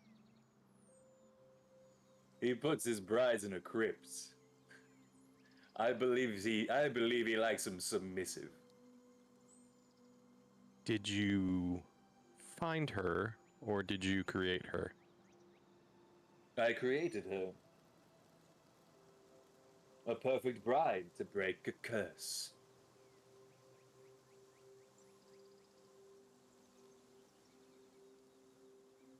Does she have a soul?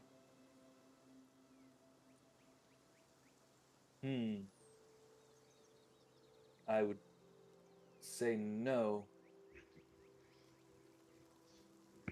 But she can feel and speak and express.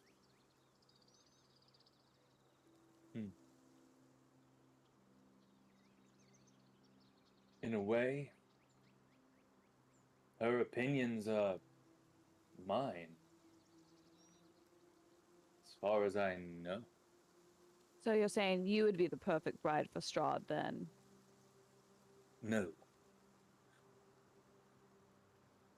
I am not a I am a man. Though I think he would have a good time with me, don't get me wrong. I don't think I'm the type that he would want to settle down with. Why not?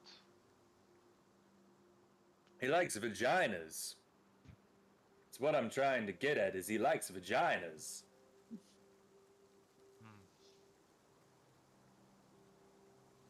I'll be waiting in the courtyard.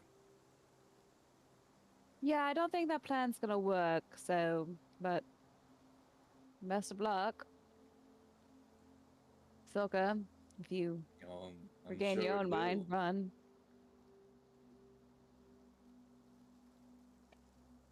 Very well. You definitely free to do what you wish, but I'm merely trying to lift the curse of these lands. How honest does he seem? That's why I accidentally clicked inside. I didn't mean to click it earlier, so you can count it if you want. But just how honest does he seem? You can't tell with that roll if if he's lying or he I'm more curious about how 13. the morning lord talked to him. I mean, based on that roll, he seems like he's talking the truth, or believing, at least he believes what he's saying. Mm-hmm.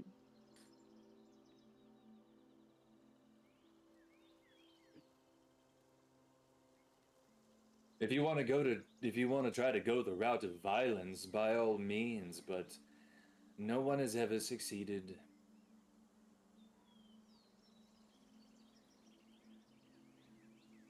And I know that your gods aren't doing a good job of speaking to you in this place.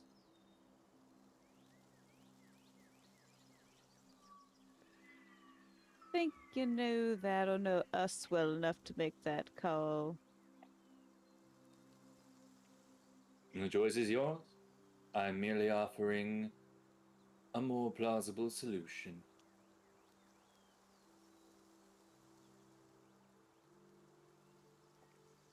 I don't know why you guys are all so weird about this. I don't have a problem with it. I just don't think it'll work. And then maybe he gets pissed and then comes destroy your whole peaceful hippie town. But I mean, what other plan do we have at the moment? I mean, we're planning on killing him. Sure, why not do both? Shit, I don't really care. Get him a Just think it's a bride, bad idea. curse is lifted, people can... Rod. Seems like it kind of goes hand in hand. Just don't think he's gonna fall for it. That doesn't matter to us.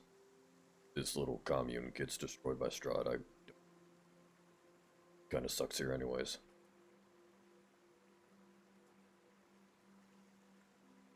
I'm with Mist. I don't think it'll work. I think that Strahd prefers a great partner in crime. Weird about this. Don't know why. Hey, guy thing. Why do you have such a, presence about you?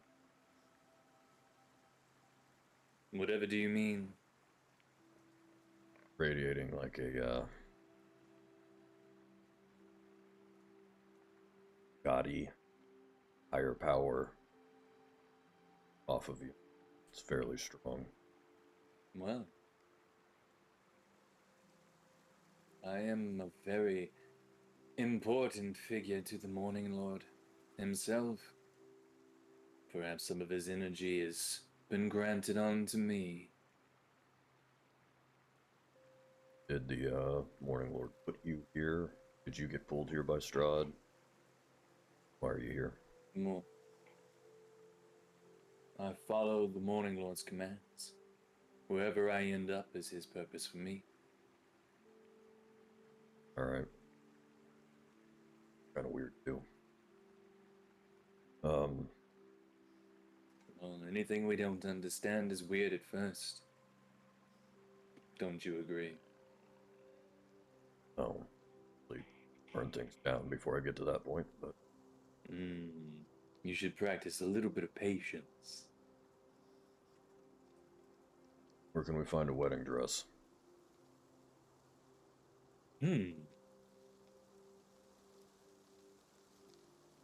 Well, I know at least back in the day there were plenty of capable seamstresses in Valaki. Perhaps there are still. Have a design in mind. I'm gonna tell you, I'm not the best with setting up wedding dress thing. They're getting her measurements and stuff like that. Like, yeah, a sweetheart cut would look great on you. I mean, she's stitched He together. actu- I imagine he knows the actually- measurements. Yeah, he gets a scroll that's already got her measurements and everything on it, and actually, he himself has drawn up a dress design. Yeah. Now, of Work course, on it this. doesn't have to be exactly like this. You could find something similar. I imagine you'll have a good eye for tasteful-looking garments. Just make sure that Vasilka looks lovely. After the dress, what's your plan? Gonna walk her up the road. More or less. Right. I mean, on the next, if we get the dress on the next shipment of wine, we can just throw the dress in the wine shipment. Send it here. Oh, thing. Bring it back. Why are you guys so weird about this?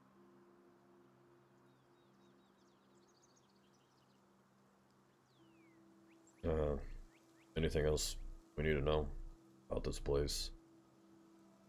You here? You have anything that could help us? If we're helping you, I imagine you have something that will help us. Well,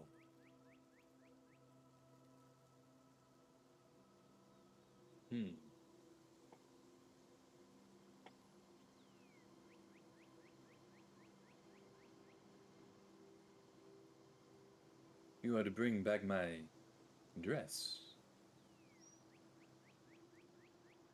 I suppose I can use some of the Morning Lord's gifts to repay the favor. Sounds reasonable. And if my plan doesn't work, well, Vasilka here, she's capable in more ways than just one.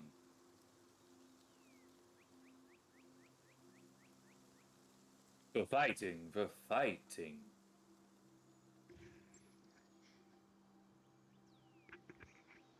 Alright, well, we'll work on that. Much appreciated. Wonderful to make all of your acquaintances. Are Feel you free to able, look around the Abbey more if you wish. You're always welcome here. are you able to put us up for the night before we head back to Balaki? If you want. Though it gets a little loud up here, I would probably ask Dimitri down at the bottom of the hill. Yeah, we'll do that. We'll probably, take an hour around here, check things out, stay in town for the night, and then head back to Valaki. Wonderful. I walk over to take the, measurements and his dress designs and shit. Okay. Rogar, the master of wedding planning, as well as he can ordain the wedding too. I really like the beadwork you put on here. Beautiful veil. I mean, this guy has more of a plan than us, and you guys are just walking away from him. I don't understand what's happening. I just don't like him. I just don't. I just want to kill him. I just want to punch him in the face and just don't like him. I don't understand why. I don't think the plan will work. I mean, I don't think it'll either, just but I it's think it'll something. just anger Strahd. Well, good, then we'll mess him up when he gets mad. I feel like, Strahd's pretty good about open communication with us, at least. So you can just be like, hey, what kind of ladies are you into? Like, next time we see him walking about. I feel like he seems to tell us stuff. I don't care what he's into. This guy has a plan. I'll help him out. It's really not that extensive on our party. We just have to, like, grab a dress and return it. It's not, we're just assholes. It's a basic side quest. Very simple. Yeah, we're all running away from it like we have a great plan to destroy Strahd. So confused. Missed. Well, let's just do a little bit more role playing to see if I need you to make a roll. Grim and Mist, are you still in here with me? Yeah. I'm just kind of been keeping an eye on the girl. I'm giving her a stink eye. Oh, I'm not giving her a stink eye. If anything, I feel more sad for her. He's just, I mean, more or less a robot, but Not real. I mean, she can feel, kind of. She's an extension of him. Yeah. Kind of like if you made a clone of yourself. You. Fine. Why are you so What a picky? hot redhead.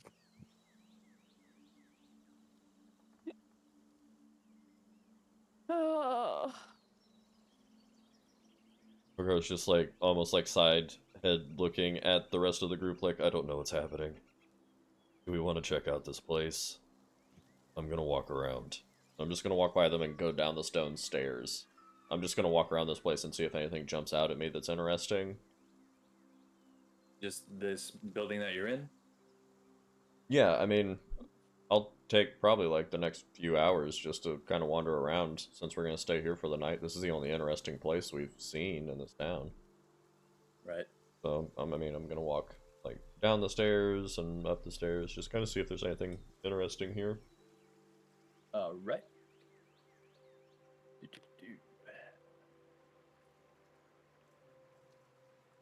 Mhm.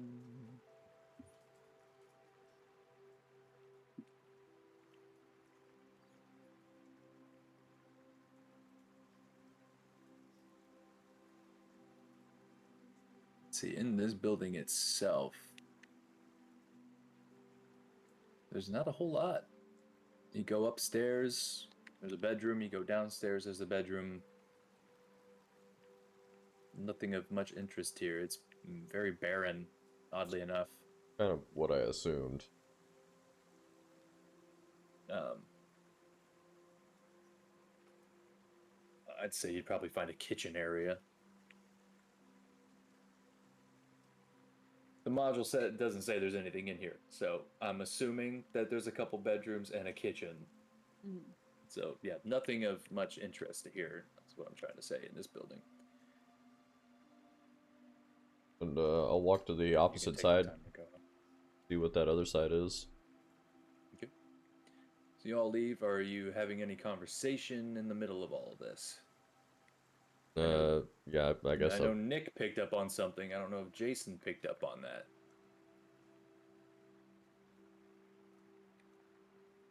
What was it that Madame Avra told us about? Was it an ally to be found? There you go.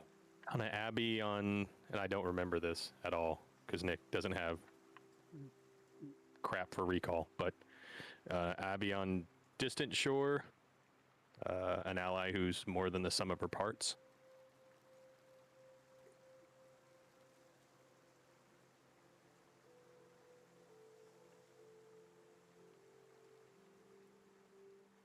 I'm slow. Found it. I found it. Has it written down, yeah?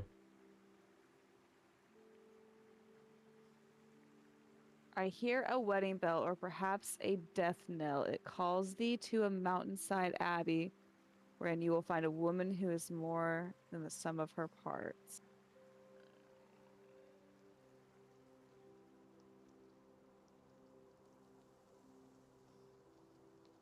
And that was the card that was Strahd's enemy. Yeah, that was Madame Ava speaking through Arabelle, the little girl we saved.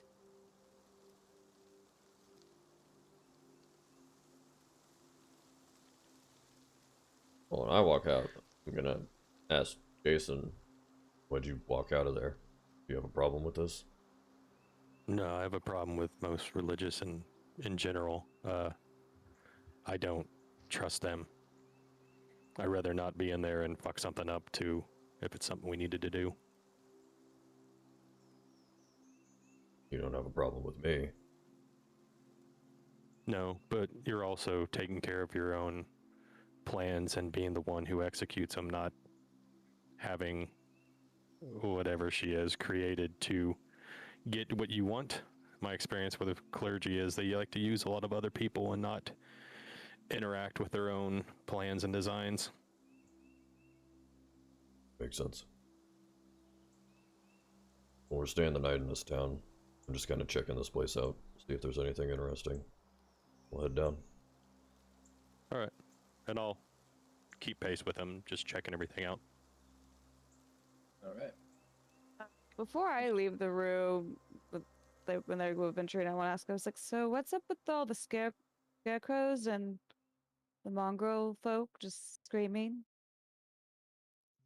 Oh, well, the scarecrow, from a distance, you can't tell those scarecrows. They seem like gods as a deterrent.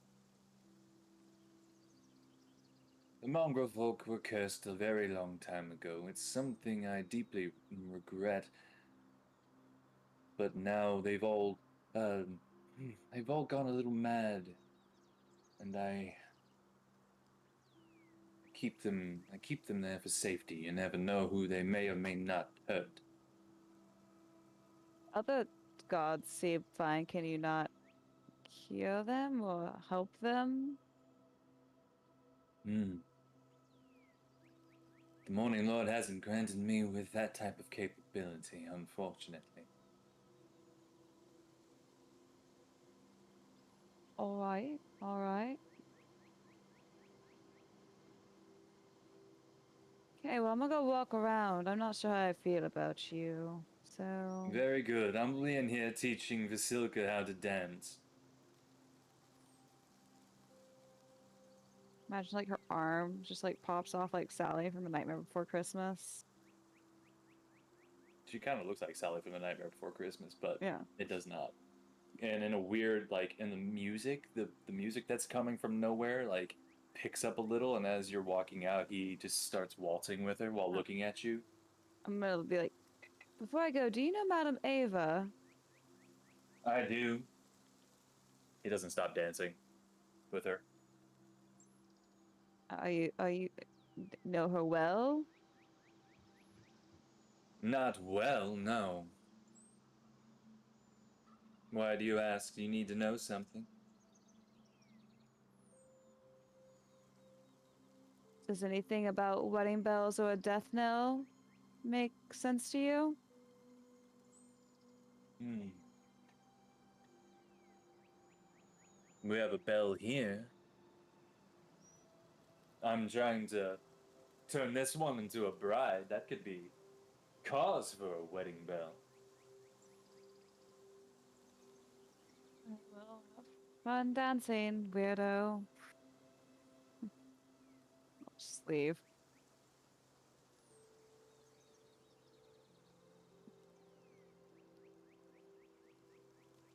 Okay. So you're out in the courtyard. Let's see.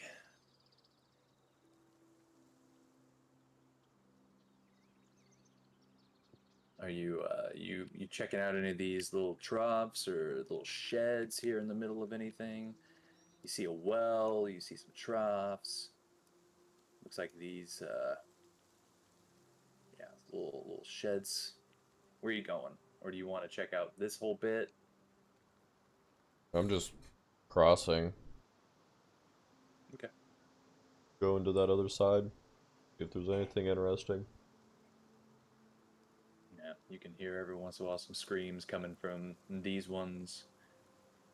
You got the well, some screams coming from this, and you hear a lot of noise coming from this door here. Okay. So, where's your token at? Any of you splitting up, or are you all just hanging out with Rogar as he continues? Mm-hmm. Staying Yeah, with him. just hang out with him, probably helping look Oh, through what did nooks I and do? crannies. Oh God, where's everybody at? What have I done? There he is. We're dancing.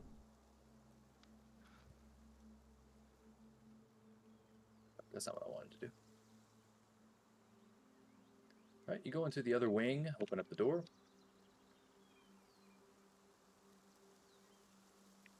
This room used to be an office, as evidenced by the remains of a desk and a chair, both of which have been smashed to pieces. A hallway to the south leads to a staircase going up. A dark passage to the east is full of unnatural whispers, mad laughter, and bestial odors.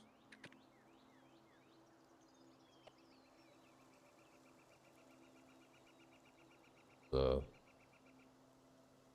I'm guessing like the barracks for those weird hybrid things. You would probably put that together. Do we even want to check this out? I mean, if they attack, we don't want to kill them. It's not like they can control what they're doing. Yeah, I mean, I'll kill them if they do.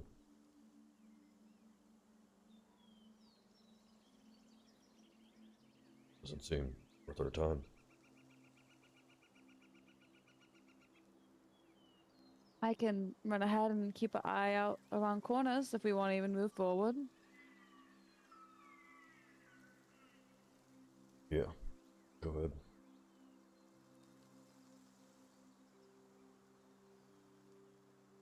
Just kind of scout ahead. You look down this hallway. You see, 1, 2, 3, you see 8 doors altogether, 4 on the left, 4 on the right, and 1 at the very far end.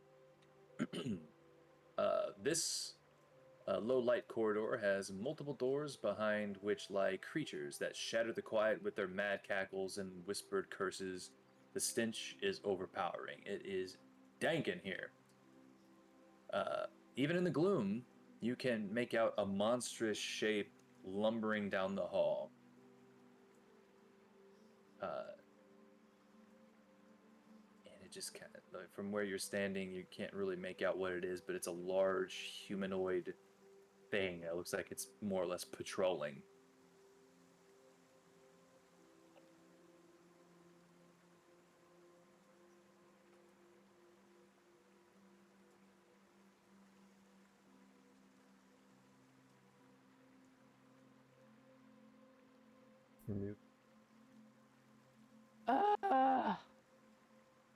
No, we just probably don't want to go down that way.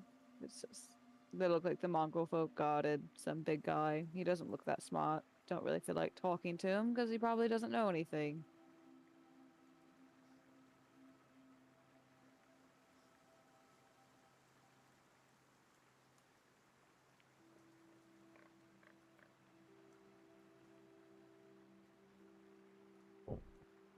You did see a staircase in this building. Oh yeah, I was gonna ask too. We saw staircases in the room with the Saint Vasilka, right? I went up and down them. Those are.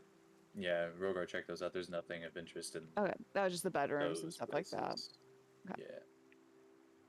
Yeah. Well, actually, I think I might have found a map that I wasn't aware of. Hold on. Let me double check these notes here.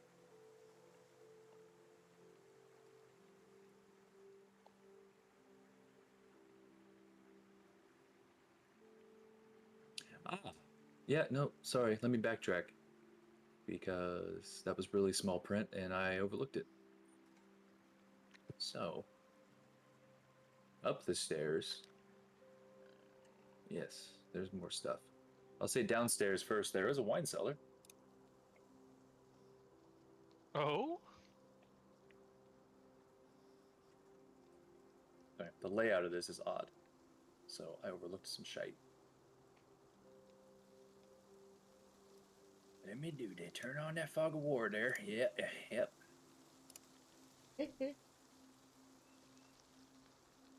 So, you actually.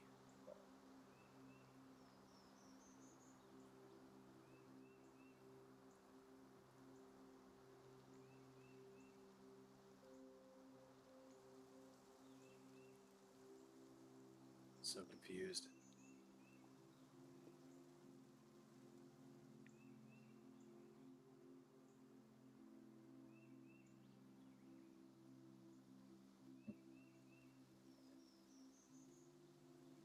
Well, the DMs can.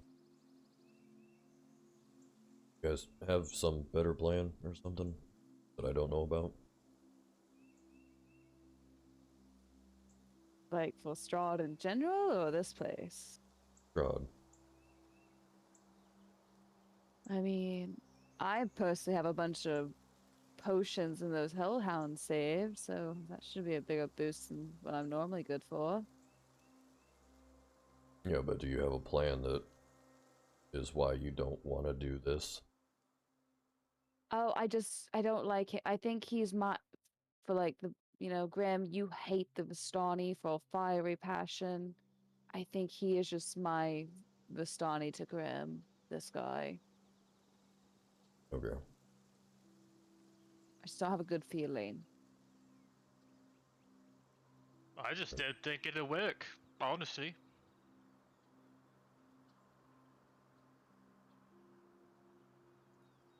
I mean, my whole thing is we don't even have anywhere to go from here.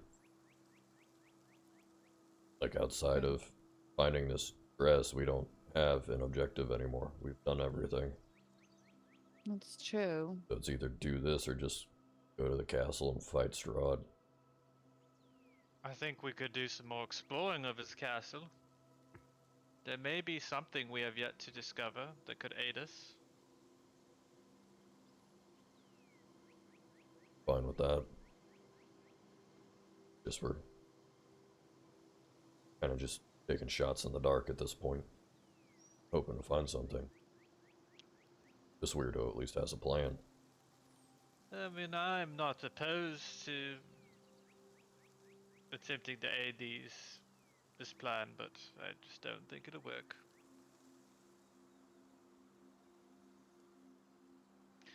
It's easy enough. We go back to Vallaki, rest, gear up, to return to the castle and send the dress off. And if we fail in killing him, then maybe that plan does work. Who knows? I don't know if the plan in and of itself with her would be to defeat Strahd. It may gain us an advantage. Maybe distract him or something. Well, we have to break the curse to kill him, don't we? Because he doesn't die. We don't have any idea on how to... This is kind of the only thing.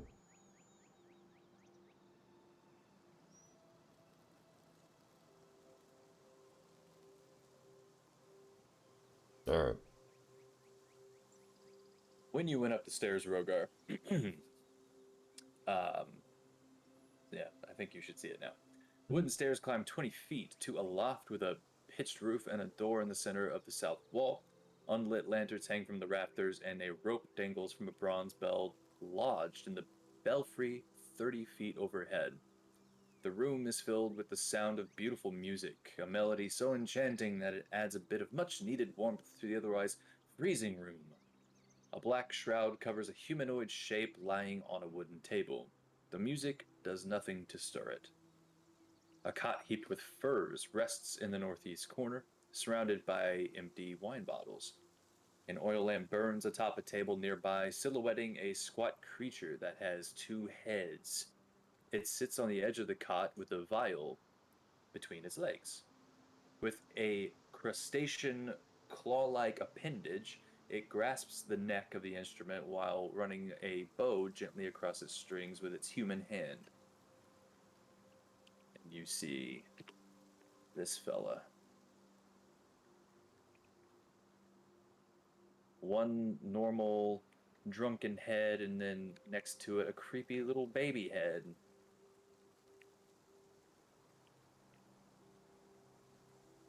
And it does have like a straight up like Davy Jones hand, left hand, while it's sitting there playing the viol.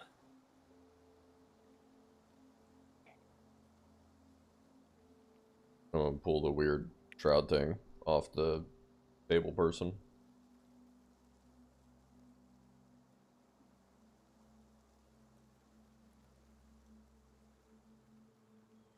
Beneath the shroud lies a creature made of stitched together body parts. You recognize some of these parts as your own. What? Yeah, kind of looks like some of these body parts are dragonborn body parts. Like a dragonborn arm and some scales on the face. Humanoid face, but like part of it looks dragonish around the eye. This section of the head. Not like actually my body parts, just another dragonborn. Yeah, like Okay. a white dragonborn.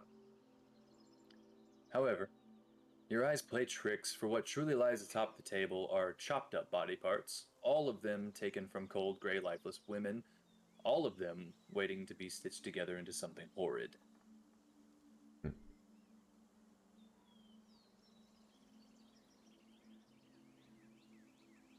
I have a question for drunken baby musician man.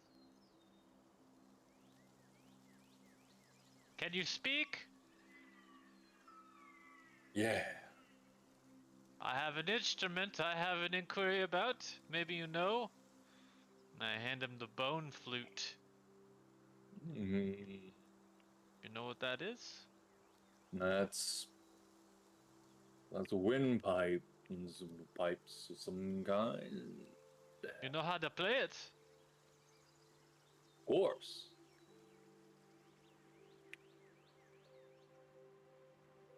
Would you But play he it? doesn't stop. He doesn't stop playing the. Oh. Oh. I suppose. Hold on. Let me finish this song.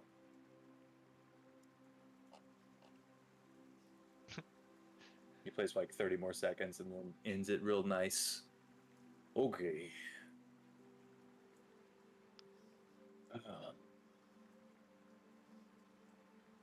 He grabs the pipes. And he starts to play. And it's just this eerie, haunting, chilling sound that comes from these pipes.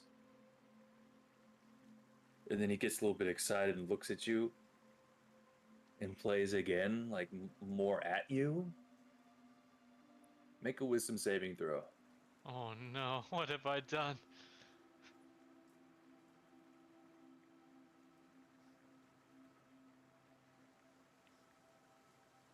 You are now frightened of this creature playing these pipes of haunting at you. Um,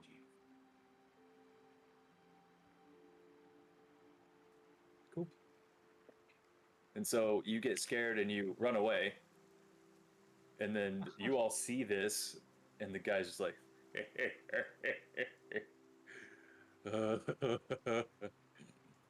Yeah, that was these pretty vibes make good. people. These vibes make people scared of you. It's pretty neat. There you go. And then he starts playing the viol again. I'll take it and walk down back to Grim. Don't want to go anywhere near that weird baby man. Oh, frightful. Yep, he's pretty scary. Your bone pipe thing.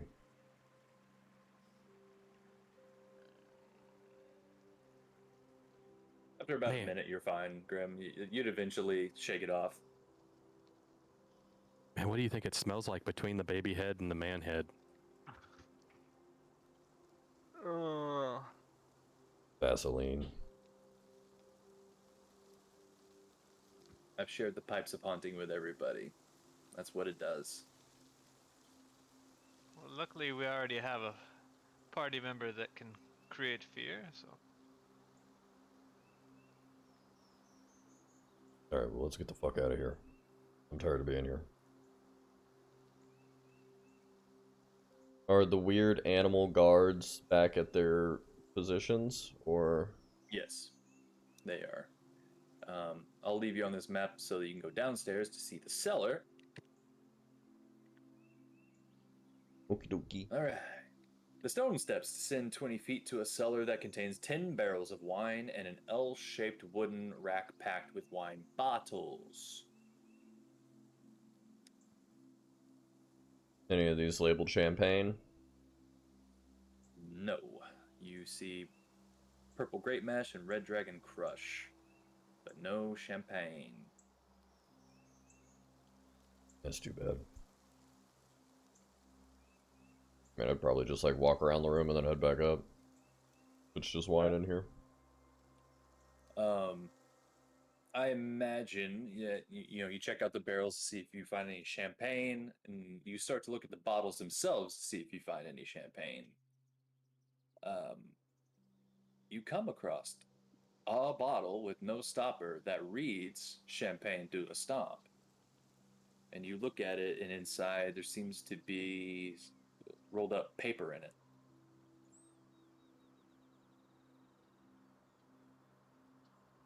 Shake that, get the paper out. What's this paper? You open it up. It is a spell scroll of Hero's Feast. Hmm. Pretty good one. I eat it. All right. You no longer have a spell scroll of Hero's Feast. That didn't taste like a hero's feast at all. What a jib, I'm still hungry.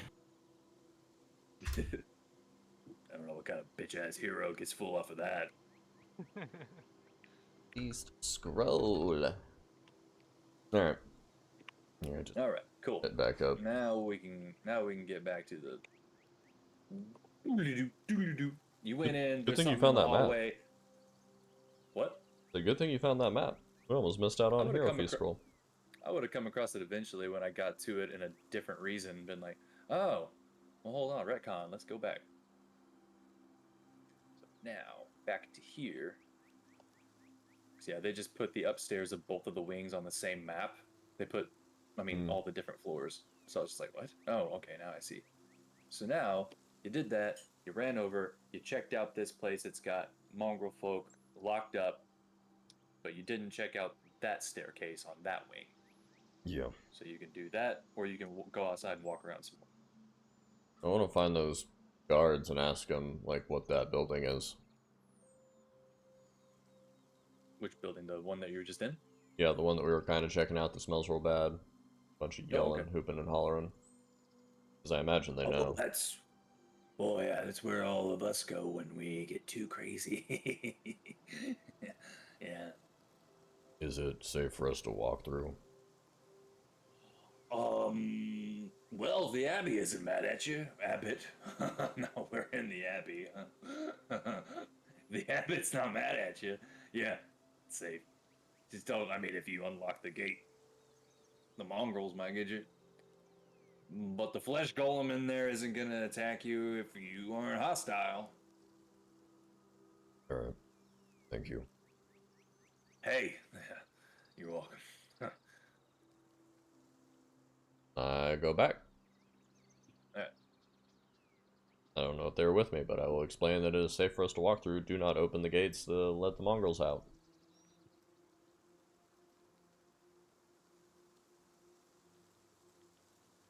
So I'll kind of just lead the way down the hallway first, I guess, to that very end door.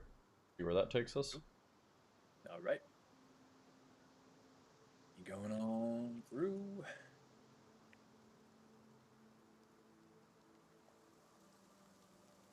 All right. The first big cell on your left. This room was once a shared bedchamber, but its furnishings have been destroyed. 3 shrieking mongrels cower in the shadowy northwest corner. One of them cradles something shiny, and you just see all 3 of them are just it's being weird.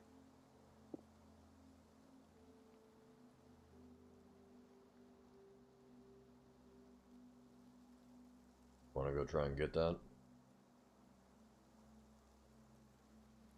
That shiny thing? Oh. I didn't want to get it. I think Mist is best suited for that. I have a feeling we're gonna have to hurt these things if we're gonna get anything out of these rooms. What is this shiny thing? Sorry, I had to go to the bathroom real quick. If you're taking a closer look at what he has, it's a brass candlestick, and he's holding it as if it were a doll. Oh. Yeah, just let him have his nice candlestick. That's the first one on the left. The first one on the right. This room is packed wall to wall with mongrels wallowing in their own filth. The floor is strewn with gnawed bones. You see 16 of them just in there. They just look rabid. I mean, we should probably just skip it.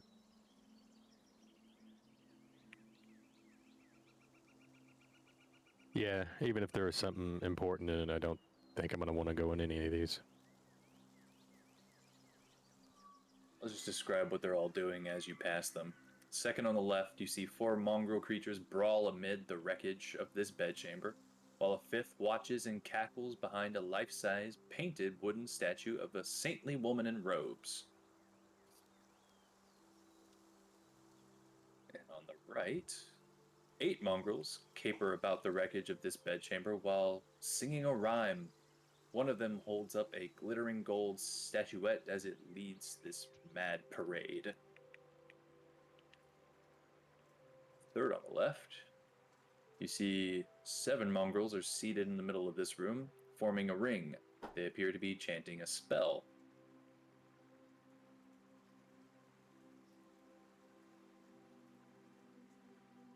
One on the right, third on the right. Filthy mongrels cradle screaming. What? Oh, these are mongrel babies. Filthy mongrels cradle screaming young in the debris-strewn corners of this room, while several more hoot, holler, roll on the floor, and whack each other with sticks. These are little baby mongrels. The last one on the left, you see 9 mongrel creatures stand in the middle of this room, starting at the doorway in silence with hungry looks in their eyes. And finally, the last one on the right. This room contains a fort made out of piled bits of shattered furniture and torn draperies. From within the fort, you hear a mischievous cackle.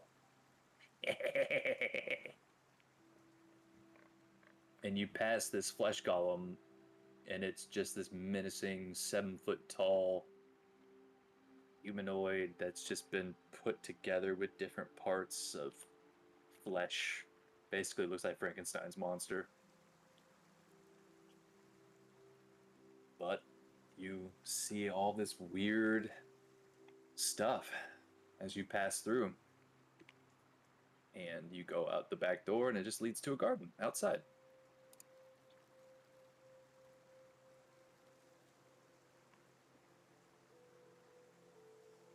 Is it a cool garden?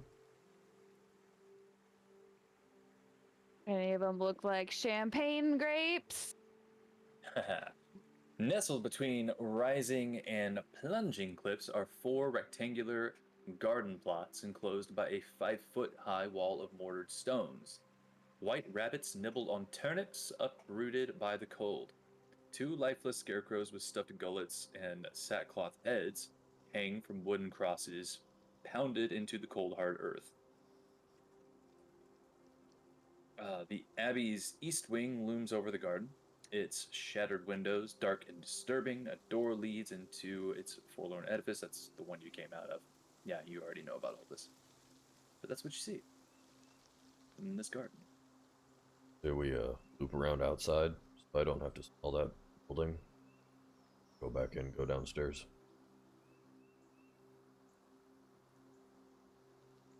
Get some fresh air for a minute as we walk back to the door we went in originally. And we're going downstairs. Go.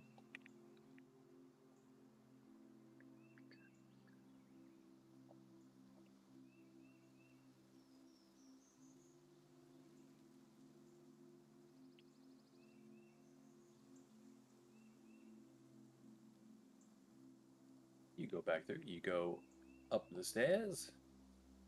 Up the stairs.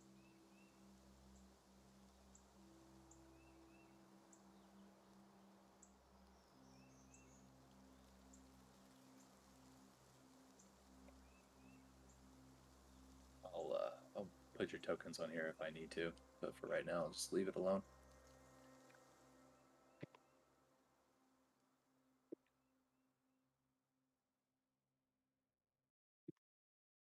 Looking for it. There it is. A wooden counter, shaped like an L, stands at the front of this spacious office.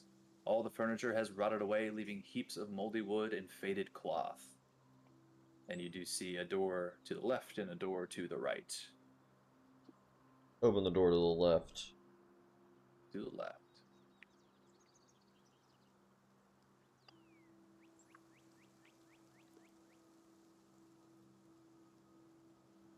Scarecrows line the abbey walls looking outward. They wear tattered chain shirts and carry spears with rusty heads.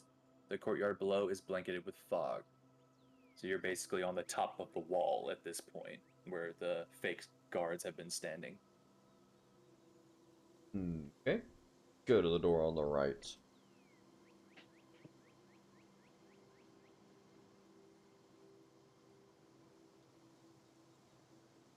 This looks like a barracks. No. Oh yeah, sort of. But, oh no, this is a little different. This spacious chamber contains bed frames of wrought iron arranged in 2 neat rows. Cobwebs and bits of rotten mattress cling to each frame. 3 doors are spaced along the south wall, each with a plaque mounted on it. From west to east, the plaques read Operating Room, Nursery, and Morgue.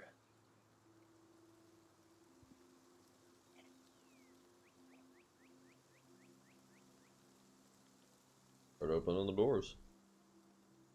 Left to right.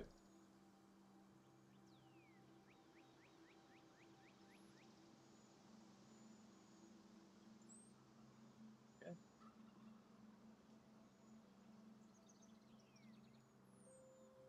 A bloodstained table stands in the middle of this otherwise empty room.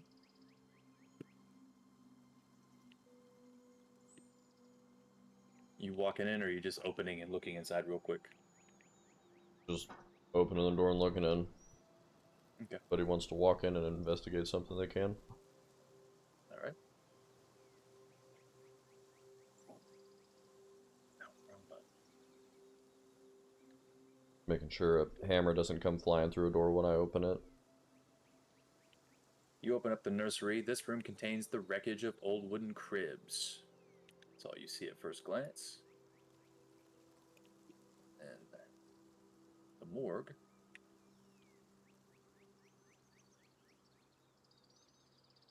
It's empty.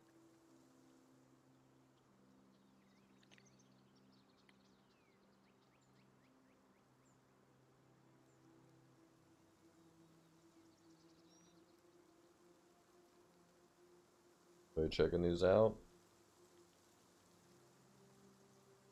Good to go. I'll look at nook and crannies and stuff like that.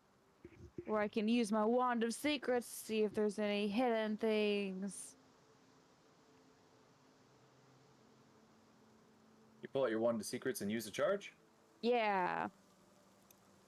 You get nothing. Yeah.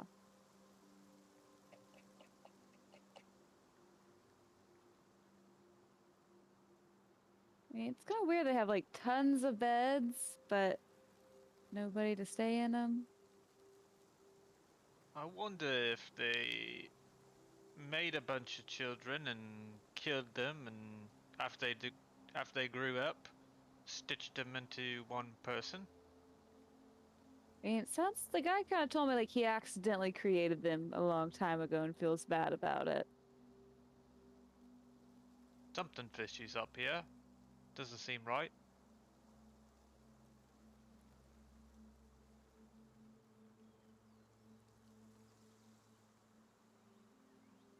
I mean, we kind of knew that, though. Ready to get out of here? Are you doing anything in the rooms, investigating, or did you just walk in and like activate your secret wand?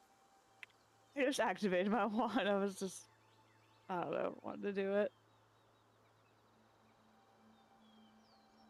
Cool.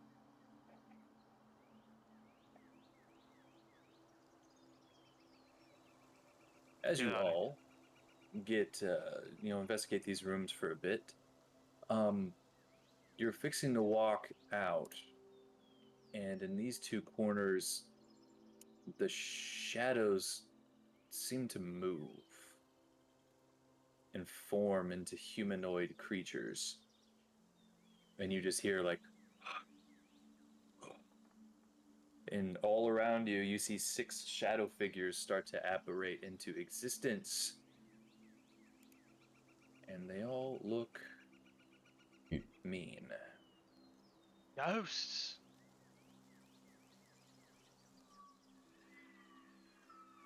They all lunge in as if they're going to attack you.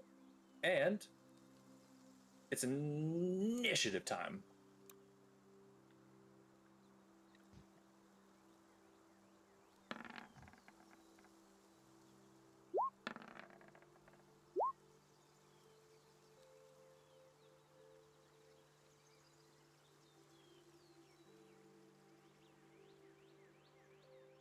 Do it right now. Why don't you let me click on stuff? What have I done? Oh, that's what I did.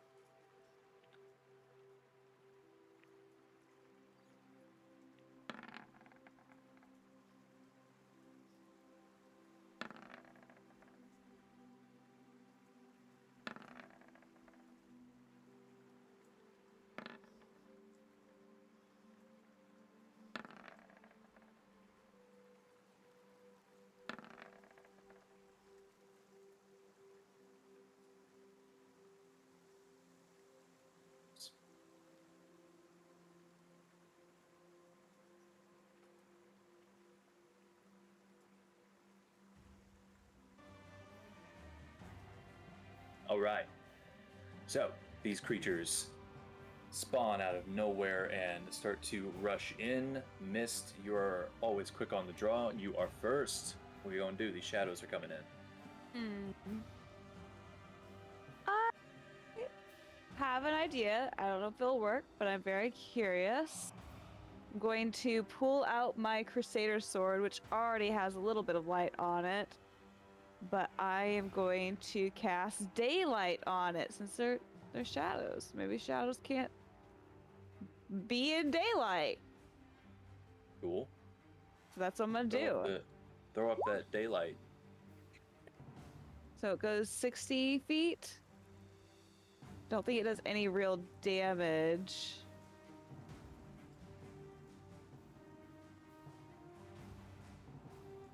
Okay, interesting. Let me see.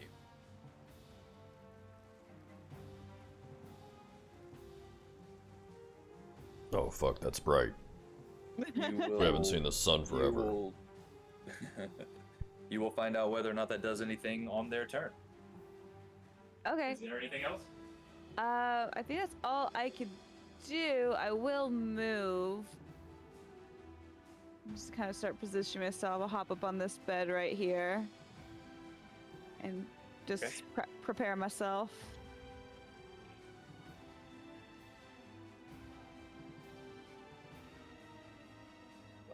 Yeah, I'm assuming this daylight, that should emulate sunlight. Yeah. Yeah, I'm not sure if it would, because it doesn't technically say any damage, so that's why I just wanted to try. Sure. No, good call. So one of the shadows comes in. You are the closest one, so it floats up to you, Mist. And it's going to do its strength drain attack. However, when you cast daylight on your sword, you could see them all shriek. Not in pain, but aggravation. And it's almost like it's hard to tell features of their faces, but it's almost as if they are squinting and swinging a little bit more. This one's swinging a little bit more blindly at you. While in sunlight, they do have disadvantage on attack rolls, ability checks, and saving throws. So this will be a disadvantage on you. 15. Nope.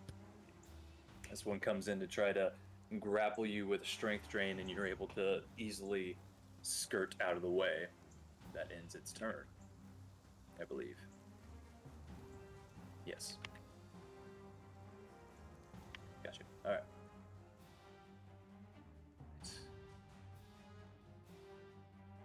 This one floats in closest to you. Another disadvantage that you missed. 11. Ooh, quick like a cat. You're dancing around these shadows.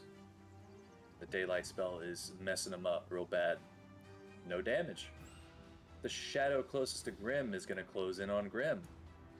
That daylight's 60 feet, yes? Yeah, so it should hit all of them. Yeah, so it'll take the whole room easily. Wonderful. Grim, this shadow comes at you, swinging wildly as it attempts a strength drain at you as well. Disadvantage. Critical fail. No. Does not work. These boys cannot see too good in the bright light. This one's closest to Mist. It's coming at you again, Mist. Critical fail. No. Daylight is very nice. All right, now that these shadows are swinging like a bunch of nerds, it's finally Jason's turn. I'm gonna step around Rogar and hit the shadow below and to the right of Mist with a couple radiant sun bolts. Beautiful.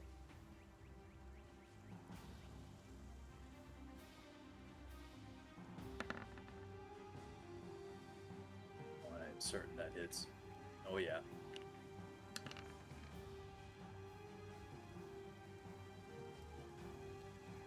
Your first one goes through what would be the rib cage of this creature, and the shriek that comes out of this thing is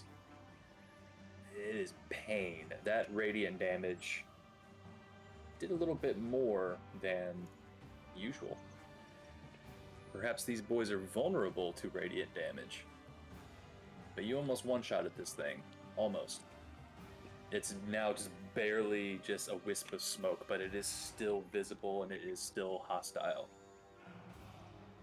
I'm gonna go ahead and do that again. Okay. 15 hits. And with that, you finish, and you finish him off, and he burns away in radiant, a little bit of radiant dust, and then it just dissipates. He's gone.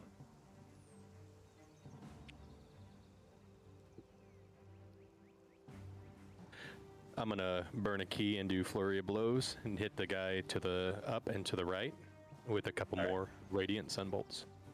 Beautiful.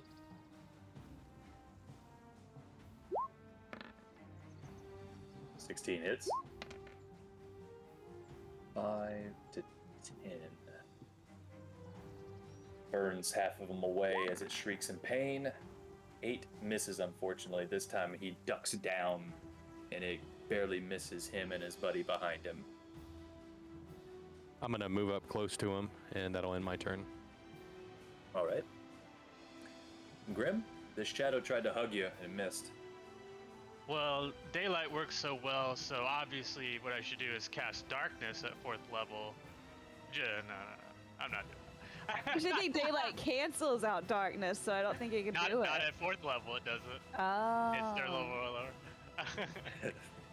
I'm just joshing. I'm gonna come up here and give Miss flanking. I'll tell Rogar, that one's for you. And I will tip to Green Flame Blade. All right. Spit that up there. Do my rapier attack. Whoop. And All a right. crit. And a crit That's- snap. Okie dokie. And I need a D8 fire damage. All right, so it's 6 piercing, which you have a magical sword, so it is not resistant to that. However, it is resistant to fire, so that will just be 1 fire damage. Or do you add anything to that D8? Well, that's for the first guy, and then the guy next to him's gonna get 4, I guess, if he's resistant. Okay, so I'll do that here. Does that second one double as well since you crit? Yeah, does the fire damage double? Good, all dice rolls double on a crit. Yeah, so that would have actually been a 4 reduced to 2.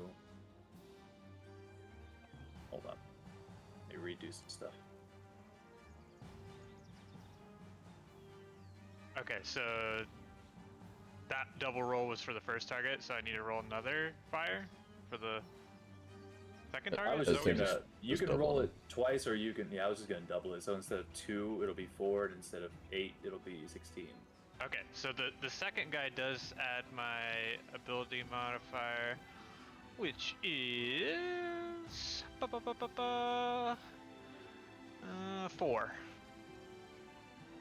So that'd be It's 20. 16 plus 4 is 20 halved. Because he's resistant to fire. That's still enough to take this shadow out. You stab the first one with the green flame blade, and it burns him away just a little bit, and then it shoots off just enough. It doesn't engulf him fully. It seems like the shadow is resisting it, but the power of the flame breaks through, and you just see it turn into. The shadow turn into a big green fire, and then dissipate into nothing. Nice. And turn. Cool. All right. We now have this shadow closest to Grim, who's gonna zero in on Grim. Daylight spell is still up, so it is still disadvantage. 18. That just hits. All right. So it's not a crit, so it's gonna be just 6.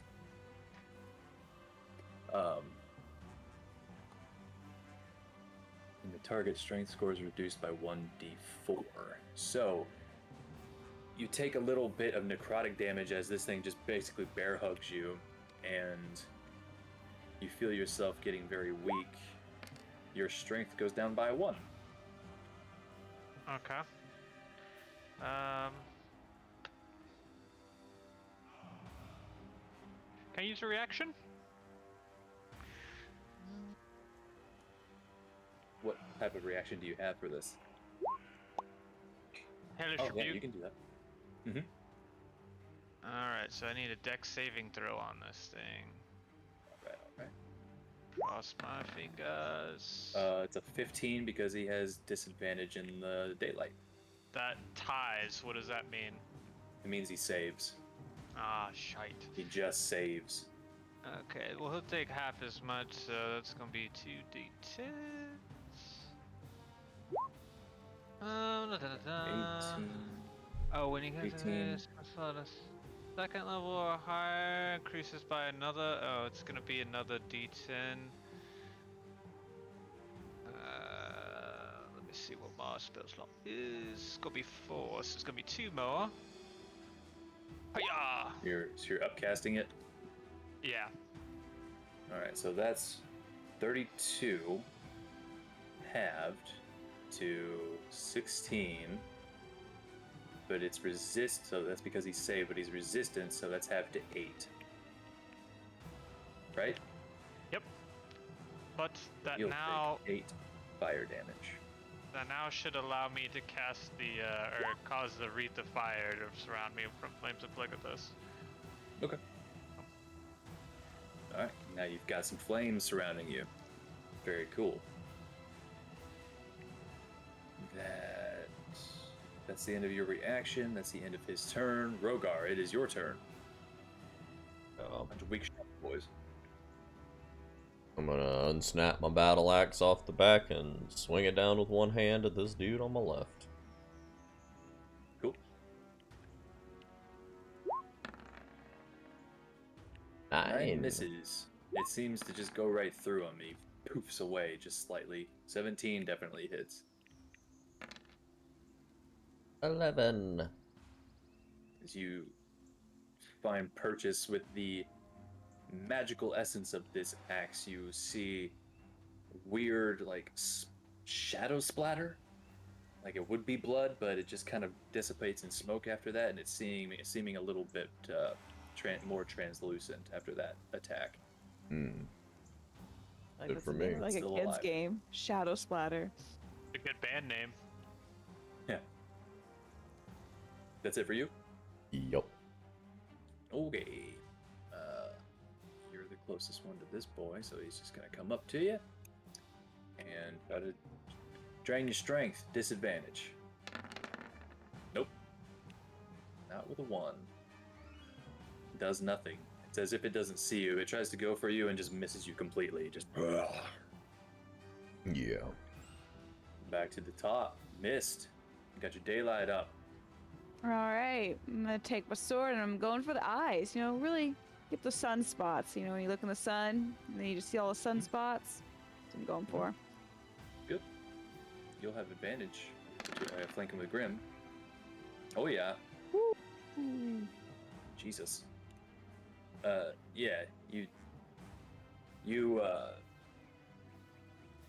stab it where the eyes would be. You just kind of chop it like that, and what you imagine would like chop the top of his head off. You just see it, and then it dissipates. Like it. And then I'll hop over here and use my bonus. Sneak off real quick. It's always 1. You always roll a 1. I'm really good at it. Really good at it. It doesn't do anything anyway. That does not hit. I imagine I tripped on the beds like while hopping from bed to bed. I'm like, oh shit, damn iron rods. You did a little bit. And you got what would have been his, like, you think you got a part of the shadow, but it was just his shirt. You just got his shadowy shirt. So it didn't hurt him. Well, now he looks messy. He's never gonna get that job interview. Of course not. Alright, that end your turn? Yeah. Alright. This shadow's gonna scoot around so that he can just get a straight roll on Rogar. Yeah. 13! These boys can't see. They're just hugging nothing. Jason. I'm gonna take a couple radiant sunbolt shots at the shadow just below Rogar. Okay.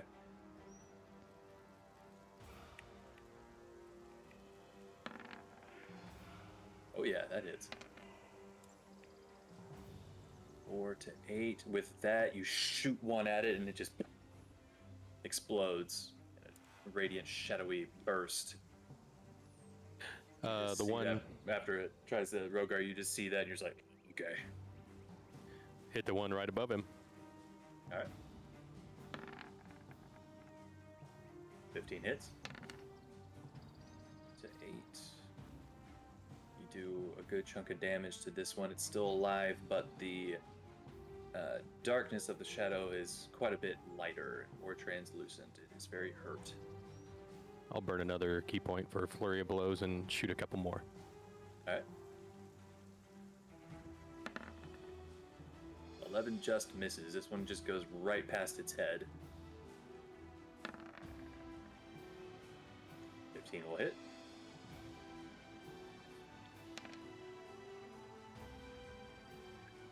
With that one, you miss, and you shoot one last one, and it does the same thing. Rogar, you're just sitting there, and all of a sudden these two shadows just get exploded by Jason's sunbeams. There's only just one left. I'm going to move over, and that's the end of my turn. Okay. Grim, it is now you.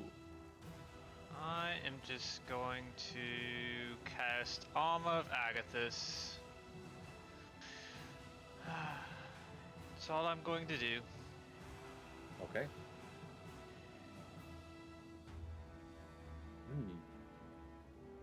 Armor up. We're gonna go 2, 3, 4. And that's Grim. It's going for Grim. Glad I put armor on. And it's a disadvantage. 10. That misses. It misses. Does nothing. Rogar. You guys hurry up with that. I don't want to be here anymore. Gonna start walking out of the room. That's my turn. You don't want to join our circle around the shadow? our shadow bonfire? So Rogar just puts his axe back up and just like, alright. Missed. Back to you. All right. Same thing. Going for the eyes.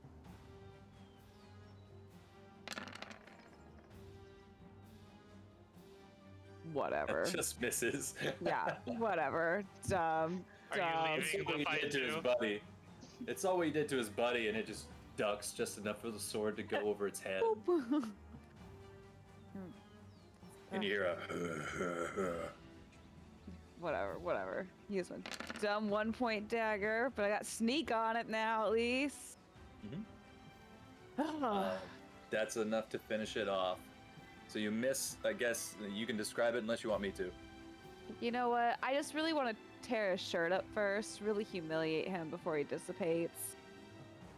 Yeah, you can see fake shards of shadowy shirt fly out, doing nothing, and he looks no different when you do it. And then finally the dagger, you just get him right to where his eye would be, and then just burn.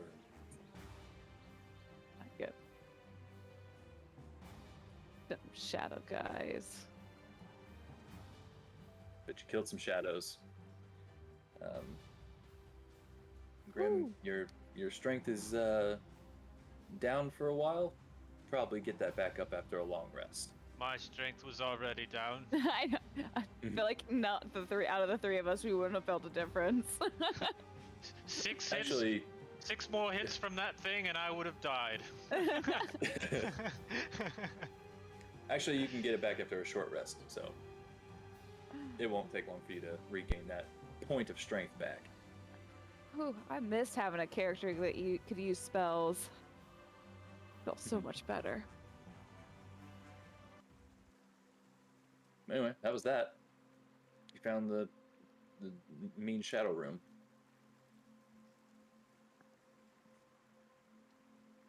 So Rogar has left. Don't worry, we got it.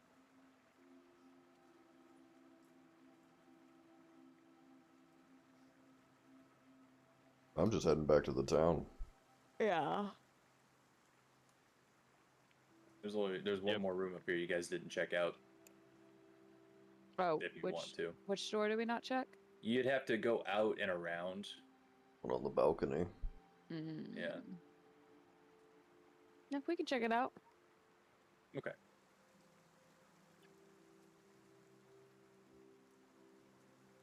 Probably nothing. Or more shadows. Bunk beds that have disintegrated with age lie in heaps along the walls of this moldy 30-foot square room. I don't know why I did that. I apologize. Yeah, that was we just need to do all slam poetry for every room description. Can I get that in haiku form? Okay.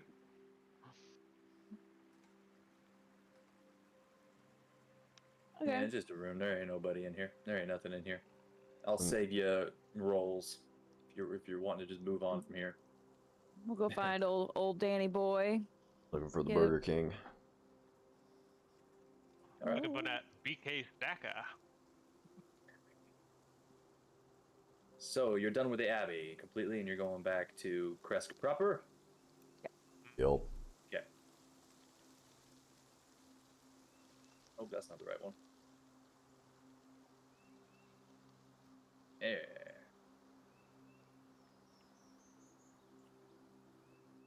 After, takes you a little bit of time to get back down the 400-foot hill, but you do make it, and it's starting to get a little dark. It's probably pushing 6 o'clock, 6:30 at this point. But with enough asking around, someone can point you in the direction of Dimitri, and he'll agree to set you up in some cots in his house.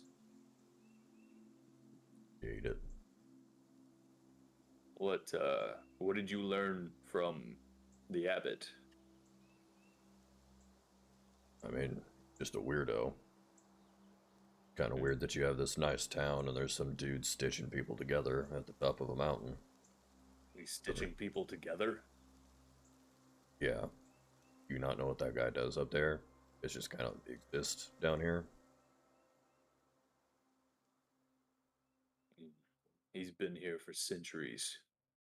Since before my time. We've never really known his intentions, but he doesn't bother us.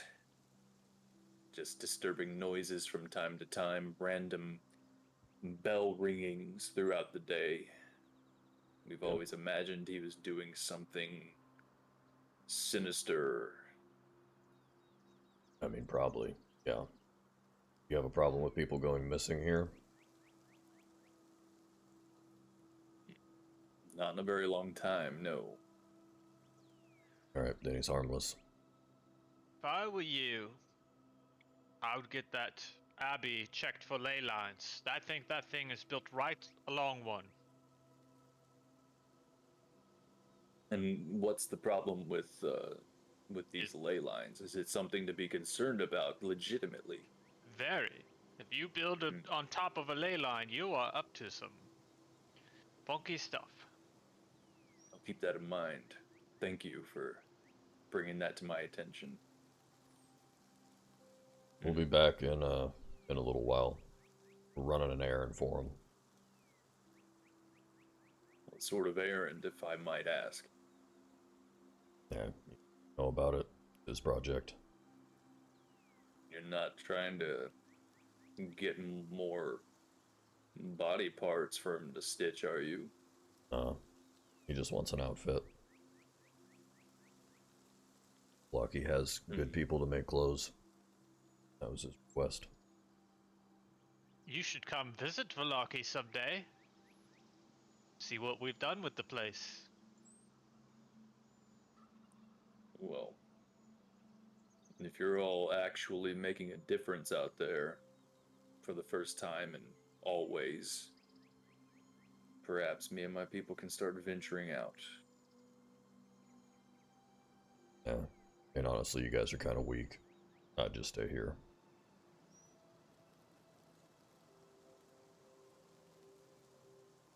He's not fazed by that at all. You got anybody in this town that specializes in gems, diamonds, anything like that? I don't know about specialize. What do you need to know about them? I was just wanting to see if I could trade.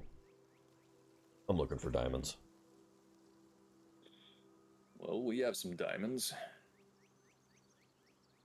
Since you're all seeming to do some good out there and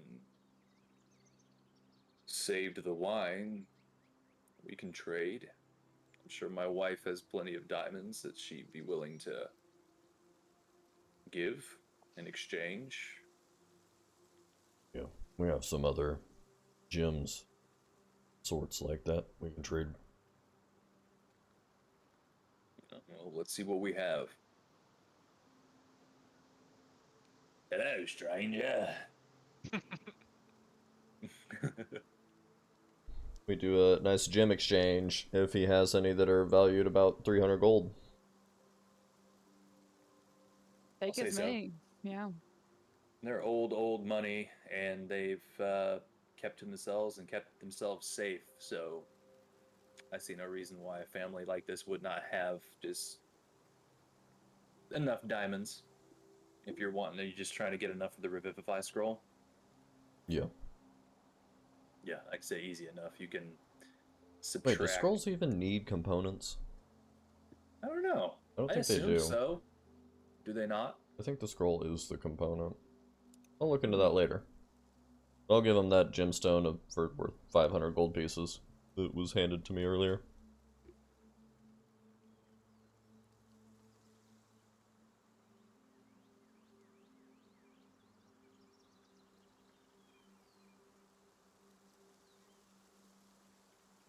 If the spell scroll is on your class's spell list, you can read the scroll and cast it spell without providing any material components. So, for you, I believe that is under Paladin, so you actually wouldn't need it for that.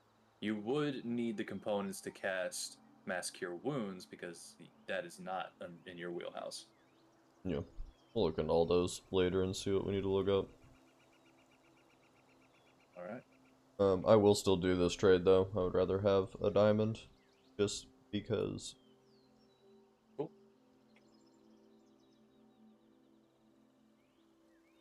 The trade is made. Do you guys have passive wisdom on your character sheets? Yeah. What are all your passive wisdoms? Probably 10. Savatine. I got 13.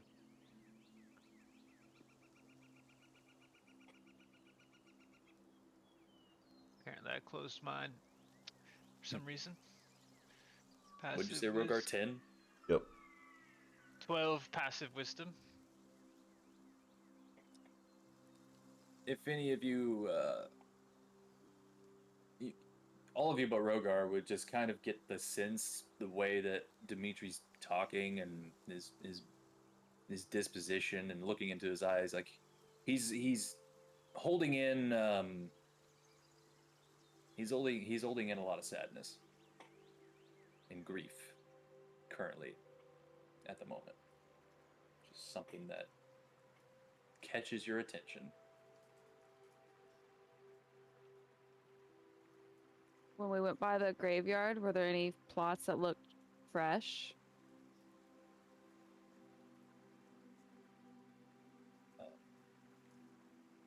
Matter of fact, there were. Me not giving a shit about this is going to go outside and summon a horse. Yeah. Ooh, Mulan returns.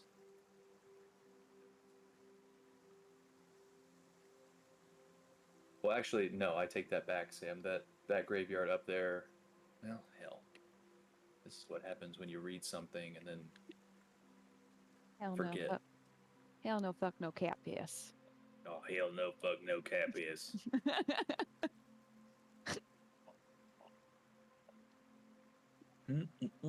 Mm.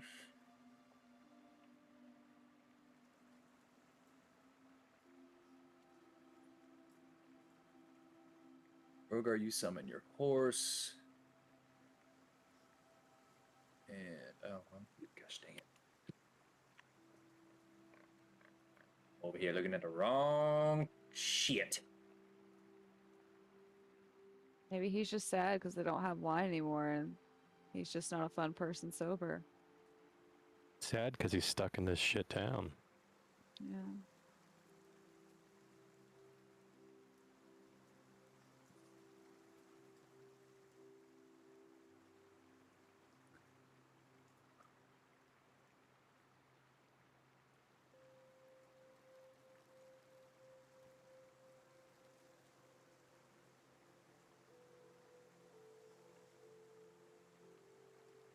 You did see a fresh one in graveyard. Yes, confirmed. Yes. Okay. And Rogar, you got your horse. You got your diamond. Is there anything you all wish to do? Dimitri offers. Huh? Can I take note of his skin tone to see if it matches the redhead when we go back to the Abbey? Sure.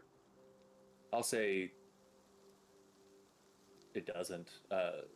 She's very, very pale. He's dark. Awesome, thanks.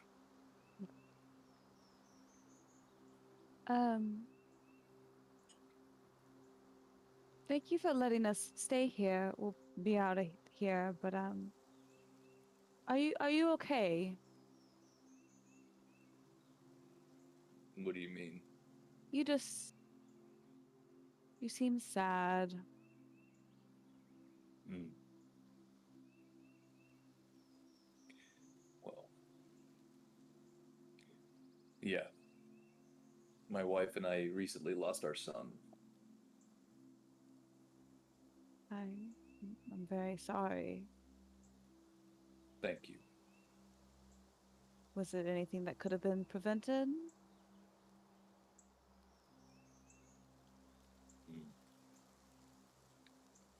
Not by me. It's a natural sickness. We don't have the capability to stop that type of stuff.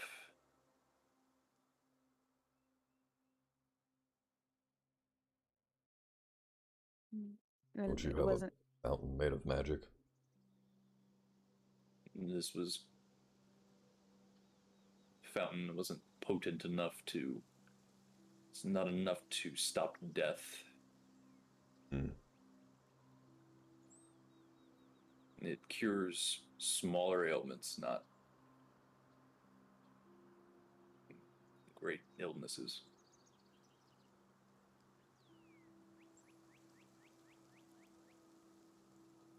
But anyway, my wife and I will prepare a little bit of supper if you wish. It's not much, but it's hot. It's not much. All you guys do is grow vegetables around here.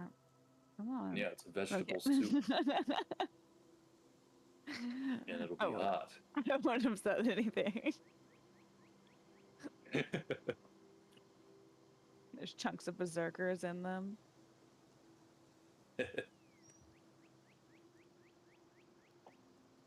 But yeah,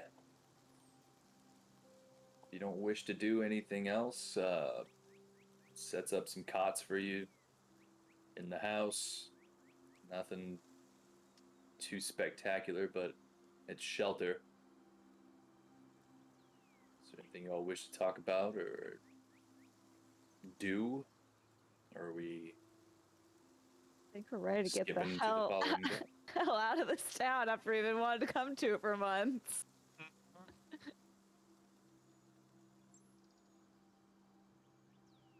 I will say, during the small talk between, some of you and Dimitri, it's like, for months we didn't really get any activity at all, and then all of a sudden, the light at the beacon shines, some creepy ghost harasses our gate, and then you show up a few days later. Oh, well, we did do the beam thing, and we took care of the ghost in the abbey, so... Ghost in the Abbey? There's a ghost in the Abbey? Not anymore. Our Abbey? Your abbey. What ghost? Yeah, I don't know, like the shadowy, ghosty kind that... Oh, okay. When he's talking about the ghost at the gate, I think Grim and Rogar, you'd remember whenever you, it's the specter, that Aragorn specter, that Rogar told to fuck off. He just went to the nearest city, and the nearest city was Kresk.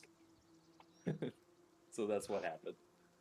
I just wanted you guys to know that.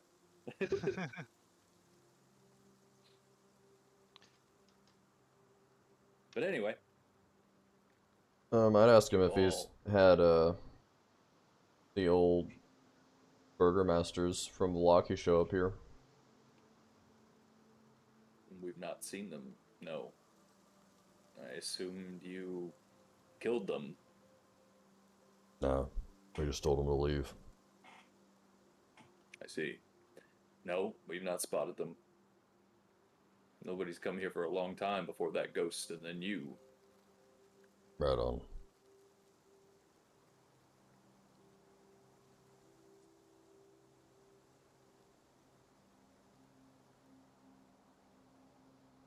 That's all I got. Alright. I go to Yeah. sleep. Cool. You all bed down for the evening. You get a long rest. Up your spell slots, all that good stuff. You'll wake in the morning. Dimitri will have some fresh biscuits waiting for you. Farewell biscuits. Wowee. Farewell biscuits. I'm gonna make him some wine out of my alchemy jug. He perks up a little bit at this. Like, did you... Oh, you have... Oh.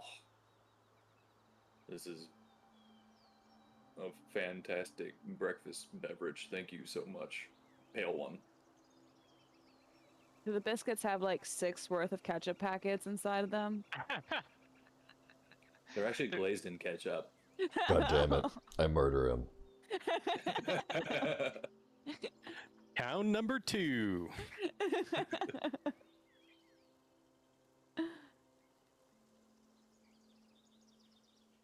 But you got Mulan, you still got your wagon with the other 2 horses near the front of Kresk. And you leave? Yup. Alright. I'm just glad I finally got my horse back. I can change that spell out. You all now, after the disappointing reveal of what Kresk actually is to all of you, you leave with this something to try. Some weird abbot and a flesh golem who may or may not be helpful to you, according to Madame Ava's card reading. You get on your wagon, you get on your horse, and you start to ride back to Balaki to commission a wedding dress. That is where we will pick up next time.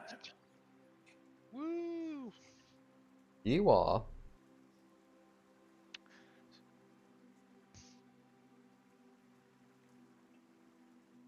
Oh, I forgot in the recap to even mention the teleportation circle.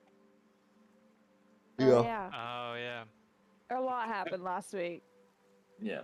Victor's dead. Victor tried the teleportation circle and then immediately got ripped to shreds by vampire women. And then Rogar killed 2 vampire women. There's one down there still. You've killed like 3 of his wives. Yeah. Now you're gonna get him a fresh new one. Yeah, we need to make him desperate for wives, so his curse is broken. Gotta kill 'em all. Desperate housewives.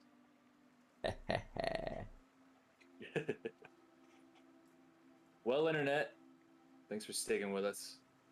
It's getting spicy now. Pretty sure. Well, you've explored most of Barovia, not quite all of it.